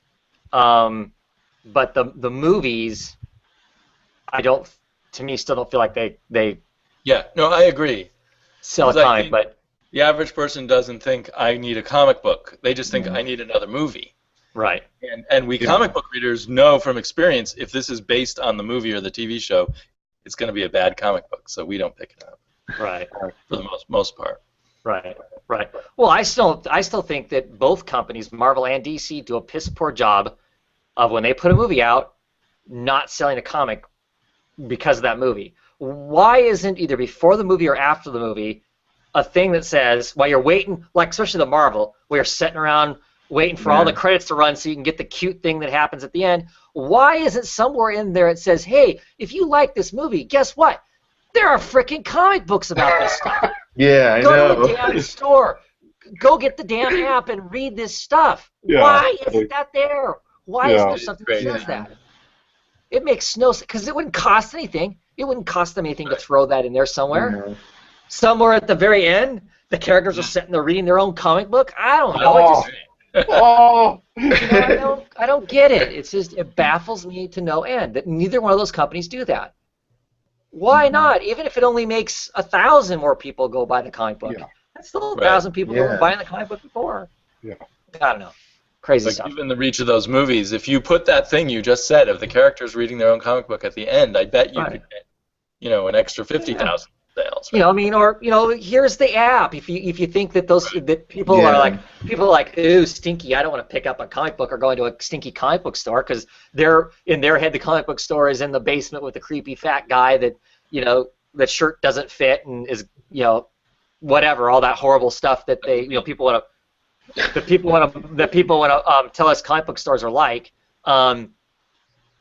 Here's the app. Here's me telling people to go read digital comics. Anyway, here's the, you know what I mean? Here's the app, and here's how you can just go and get it from your home. As soon as the lights come up, you can turn your smartphone on. Yeah. Here's the free comic, and here's the comics we'll charge you for next to it. Yeah. None of that is there. It makes no sense. It makes no sense. Mm-hmm. I don't know. That's the marketing of it that baffles me to no end. They'll use comics and they'll farm comics for every idea under the sun, and then wreck those ideas and put them in a movie. But they won't turn around and use the movie to try and convince people to go read actually something that might have something of value in it, but whatever. Mhm. And I have a buddy who just went to Disney, and the thing is this live action Avengers thing, and that's Yeah, where the they put their Universal money in. Studios. Yeah. Yeah. Ugh. All right. That was my fault. That was my tangent. I'm sorry. No, that's cool. No, that's good. We want to talk independent books for a few seconds anyway? Yeah. Before the night's totally gone. Speaking of Marvel writers, I read Southern Bastards. Yeah. Issue number 4. Oh my gosh. Wow, right? Yes. Wow, this is one of my favorite first 4 issues. This whole first 4 issues was just awesome, and the final issue, this issue here, just built up to everything, and I can't even talk about it because I don't want to spoil it, because it's just, you have to experience it, because the emotion that these characters were built up through these first 4 issues, it just comes to a head in this 4th issue, and it was just great. This is one of my favorite comics I've read this year. It was just that. It was Jason Latour did a great job with the panels and stuff, and just describing the whole situation of what's going on. Well, especially right where that fight scene happens. Oh, It's that yeah. double spread of 12 panels a page kind of a thing. Mhm. And it's just kind of a flash of what's going on right now, plus kind of his history of his life and where he is. That was pretty amazing, because there's a lot of really revealing stuff in that. Well, I guess it's 12 panels per page. But that sequence there of the fight that's happening, that's going on at the time, plus his history of this main character, pretty amazing. Just that little bit of storytelling. There's some revealing panels in that. That and see, for me, I read the first 3 issues of it, and I'm like, this isn't giving me what I want. I mean, I read the other book by him I really loved. I really loved Scalped. I read it. I didn't get it in singles. Ended up picking up in trades, and it was gut-wrenchingly great book. It just, you felt beat up all the time, but it was just really, really awesome book. And I kind of wanted this to be the next thing. And everybody else has been talking about it kind of being that. And I'm like, oh, I'm not feeling that. I'm not feeling the punch of that. Him and his stick, it felt too much like Walking Tall or whatever that movie was. And so those elements, I was kind of like, I don't know. And before I got this book, I had already decided I'm going to pick it up in trades. As a matter of fact, issue 5 I haven't ordered. I missed ordering because I decided I was done singles. I was just going to try the trade and see if I liked it in trade.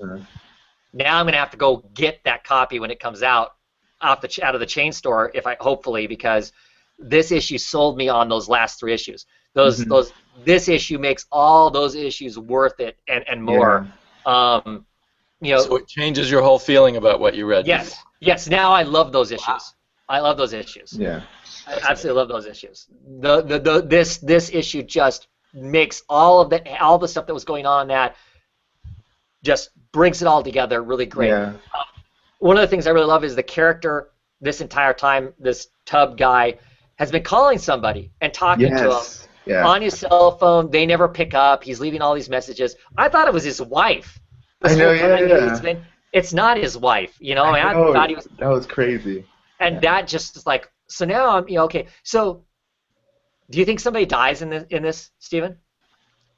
I thought so. See, I think so too. I think that part of the story is done. I think that the story now is going to be on that character. Right, the person he's been calling on the phone. Mm-hmm. So, because I don't want to spoil it for anybody who hasn't read it. Yeah. It was amazing pants. It was wow. I really, really liked it. So now, because knowing who he was calling and that whole aspect of it, and if what happened, I think happened, if it's as permanent as what that seems to be, the next part of the story is going to be really intriguing as the next generation comes home, right? I'm assuming to figure out what the hell happened. Yeah. Wow. It was.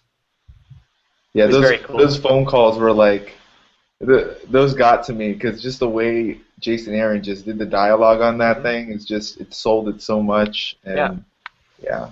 Yeah, him always calling, kind of having this desperate, you know, Yeah. I hate it here, you know, all, I mean, 'cause Yeah. he's going back to this place. It's like the last place he wants to be. I mean, in this issue, they have a flashback of him in Vietnam, and he's like, and they're like, well, if you know, part of the dialogue is if you stick with me and keep your feet dry, we'll get you out of here, we'll get you back home. And he's like, I hope not. You know, he does not want to go home. I mean, he'd rather be in Vietnam than go back home. That's how bad home is for him. So obviously, and then it makes all of it just all stitched together so much better. It was the revealing stuff between Tub and the character, that there's that extra layer that was just that was also the history with the coach, for instance. Yes, that one, yeah. That's the what I'm fact talking that about. who the coach is to him. It's like, oh yeah, I remember you. And that whole. But some of the panels, like I said, in that whole big grid, some of the panels that are in there are pretty interesting.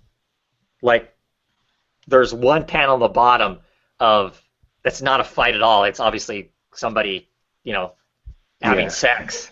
That one panel, it's like because as I'm looking at that, I mean, I looked over the whole panels and went, okay. I started to flip the page and I went, wait a second. I went back and I really looked at each one of those panels and what it was telling me. And you get to that one, and that one's like fourth from the end. It's like, that doesn't match up to anything else that's here. It's like, ooh, what the hell's this? And so yeah, it was pretty exciting. It was a pretty awesome book. It really. Yeah, it is. The book of the week for me, without doubt. Definitely. Yeah. So, any other indie books you need to pick up? Want to talk about? Yeah, I got Cloaked. It's a 4-issue, and it's just one of those young boy becomes a real magician, has magic. He's stealing from the rich. He's given to the poor, and it's a little bit of an orphan story. But he gets readopted by a family, and then at the end, he gets arrested by like the magic police, and so he has to figure out if he's going to work for the magic police. What company is that book put out by? Is that a Boom or Boom? Boom. Yeah, Boom. Yep. So, and it was a $4 book. So right. I mean, all of Boom's are. Yeah, the art was a little more of a letdown. I was hoping more for what the cover was. It's still decent. You know, I kind of feel like I can guess what the story is going to be, but it's four issues. I'll collect 4 issues. Cool. That was it for me. Amazingly, I only got one indie book this week, and it was Night World, which continues just to be a lot of fun. I've described it as Jack Kirby meets Edgar Allan Poe, and it's still just like that. And it's kind of goofy, but I really enjoy it a lot.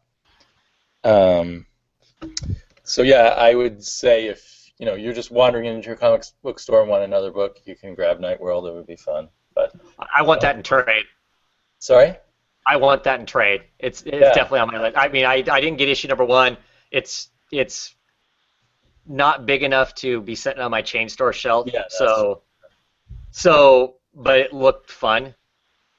Just because it does that homage to Kirby so much that it's so bright and colorful. Every time you show it, I'm like, oh man, I need to get it just for that, and nothing else. So it continues just to be great in that sense. And a lot of Kirby homage type stuff doesn't really work well, but this just makes it work somehow. And Ghost Critic, I think, was the one who said that he heard that it's just a 4-issue series, but that if it sells well, they'll do more. So I'm hoping, vainly probably hoping that they'll do more. So what Damien's saying is don't do like I'm going to do. Don't wait for the trades. Pick it up in singles. So we get to see more. I hope they take trade sales into account too. But yeah. And hopefully, if this series doesn't continue, I hope to see this artist, Paolo Leonori, again. I'd never heard of him before, but his art is just really good. Yeah. And that's all I got. Did anyone else get other indies? I got names. Oh, I wanted to get that. How was that? I saw it at the shop. Peter Milligan book. I always try Peter Milligan. ever since Shade the Changing Man back in the 80s, pretty much anything he puts out, I generally will try at least an issue of to see what it's like. Interesting first issue. I don't know that I'm super excited by it now after reading it. The premise is the beginning of the book. There's a guy on Wall Street. He's in some skyscraper, and he's being forced to jump out of out of the 57th story window. He writes a basically Dear John suicide note, and is forced out the window by this guy whose name is Mr. Surgeon, and we don't know why that happens, and he goes splat, and the story goes to his wife, who is much younger than him.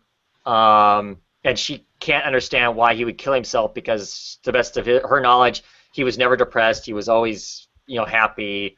And so she's kind of poking around because she doesn't believe the police. The guys that forced him to jump out the window manufacture a bunch of doctors' visits that supposedly say that he was depressed and whatnot. And we don't know why they want the guy dead, but it has something to do with the financial stuff because they talk to some people in London and some other financial institutions. But she's poking around. She comes across his cell phone, and his cell phone has this message saying, if you get this message, I'm dead and they've killed me. But you need to be quiet. You need to be careful what you do because if you aren't careful, they're going to kill you too, kind of thing. We also are introduced to the guy who committed suicide. He has a son who's like some mathematician, but he's also he's psychologically mute. He won't talk because he chooses not to talk. He's a child from a prior marriage. He seemingly doesn't like the new wife. She goes to visit him anyway to try and figure out, did he know that dad was depressed, because she's trying to investigate that. And towards the end of it, it looks like they're attempting to decide whether or not they need to kill her because she's poking into stuff as much as she is. It's interesting. I want to know what's happening. It's 8 issues. I'll collect it to the end. This Fisher issue to me wasn't necessarily really gripping. One of the curious parts is when she goes to visit the son. After she leaves, she kind of has a conversation going, look, I know you don't like me because I took your dad away, kind of a thing, but I really did love him. I'm not just a trophy wife. I'm not just after his money. After she leaves, he pulls out a book out of his library, and in the pages of the book are a whole bunch of pictures of her with dad cut out, so he's just got pictures of her like in a bathing suit, so he obviously has a thing for his stepmom that he's not admitting to. That's kind of a curious thing in it. There's a scene in here where she's attacked while she's at dinner. That's pretty risque. She loses part of her clothing. I don't know that was looking at it from was that needed standpoint, or is that TNA for me, the adult male reader? I don't know, but I'm curious about it, but I don't know that I would tell anybody to run out and read it. So. But a lot of Milligan's stuff sometimes starts out really slow, and then somewhere along the way it all pays off. So do you think it's going to be totally just a murder mystery set in current New York time City amongst rich people? Well, it's New York City and London because she's been given a name. She does beat a guy up, basically, who tried beating her up, and she gets a name of a guy in England, so I'm assuming she's going to England to hunt that person down because she wants to have an answer as to why her husband was killed and what's going on. What was he involved in? He's obviously involved in something, and what is that? She's the type of, you get the impression from her, she's the type of character who isn't just going to let something lie, isn't going to just go, okay, well, there's not a lot I can do about it. She's going to keep poking around and stuff. But I think, yeah, it's a murder mystery, with this financial intrigue thing as to there's obviously these people with lots and lots of money who will willfully kill people for whatever reason they need to, kind of a thing. So, I mean, it sounds more like a miniseries to me, I guess, than an ongoing. Well, it's not an ongoing. It is a miniseries. It's 8 issues. It's 8 issues and done. That makes sense. So it will be a contained story. So It's funny because I say that I want different kinds of comics, but when I hear about a comic that has nothing fantastical going on in it, I draw back, and I'm not sure I want to read that or spend my time. right, right. Well, I'm curious. I'm curious with this because right now it seems pretty straightforward, and most of Milligan's stuff really ends up not being straightforward. So I don't know where the hook at is in this issue, which kind of surprises me because typically there's a hook even in some of his stuff that people don't consider successful of Milligan's. Like, I really enjoyed Greek Streak, which was out 3 or 4 years ago, and the hook of it was retelling Greek tragedies set in a modern era kind of a thing, and that was kind of the hook. So I got kind of what it was going to be, kind of. So I enjoyed it for that. There isn't one here. This first issue could easily be a TV pilot type show. It kind of throws a bunch of stuff out there to see what happens. Right. What we've kind of talked about with Independence is it's kind of risky to have such a low note book as your first one. Yeah. Mm-hmm. Because without trusting Milligan, do you think you would have? Was there enough that you would have continued to a second one? I wouldn't have looked at it twice. All right. What little of the solicitations I remember reading, I don't know that I would have looked at it twice. The first thing that caught my eye was that Milligan was the one that was doing it. That's what caught my eye, to order it. And to tell you the truth, I didn't. Once I saw Milligan's name on it, I kind of figured I was going to get it, and so I didn't look at the solicitations any further because I didn't want to have. I didn't want to know what. I didn't want to know what was going on. I wanted to just read it for what it was. All right.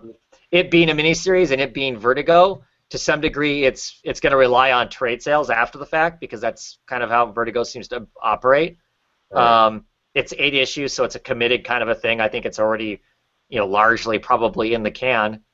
So I think they can go about it differently than what they would go about if it was a new ongoing that they needed to hook us with. In that sense, I think to some degree. I don't know. And you will probably either sell or not sell 2 or 3 of their trades of that.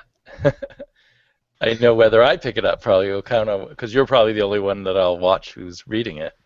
Yeah. To help me decide whether to get the trade later. Yeah, I'm not sure. I don't know anybody else in the YouTube community offhand that picked it up, but yeah.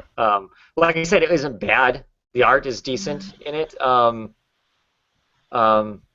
But yeah, it didn't really have a thing in it that made me like super excited. So yeah. That's it, huh? Yeah. Yeah. Well, I think we talked about all kinds of great stuff. Even though we didn't have tons of indie books, we talked about a bunch of other really interesting things that I always enjoy talking about.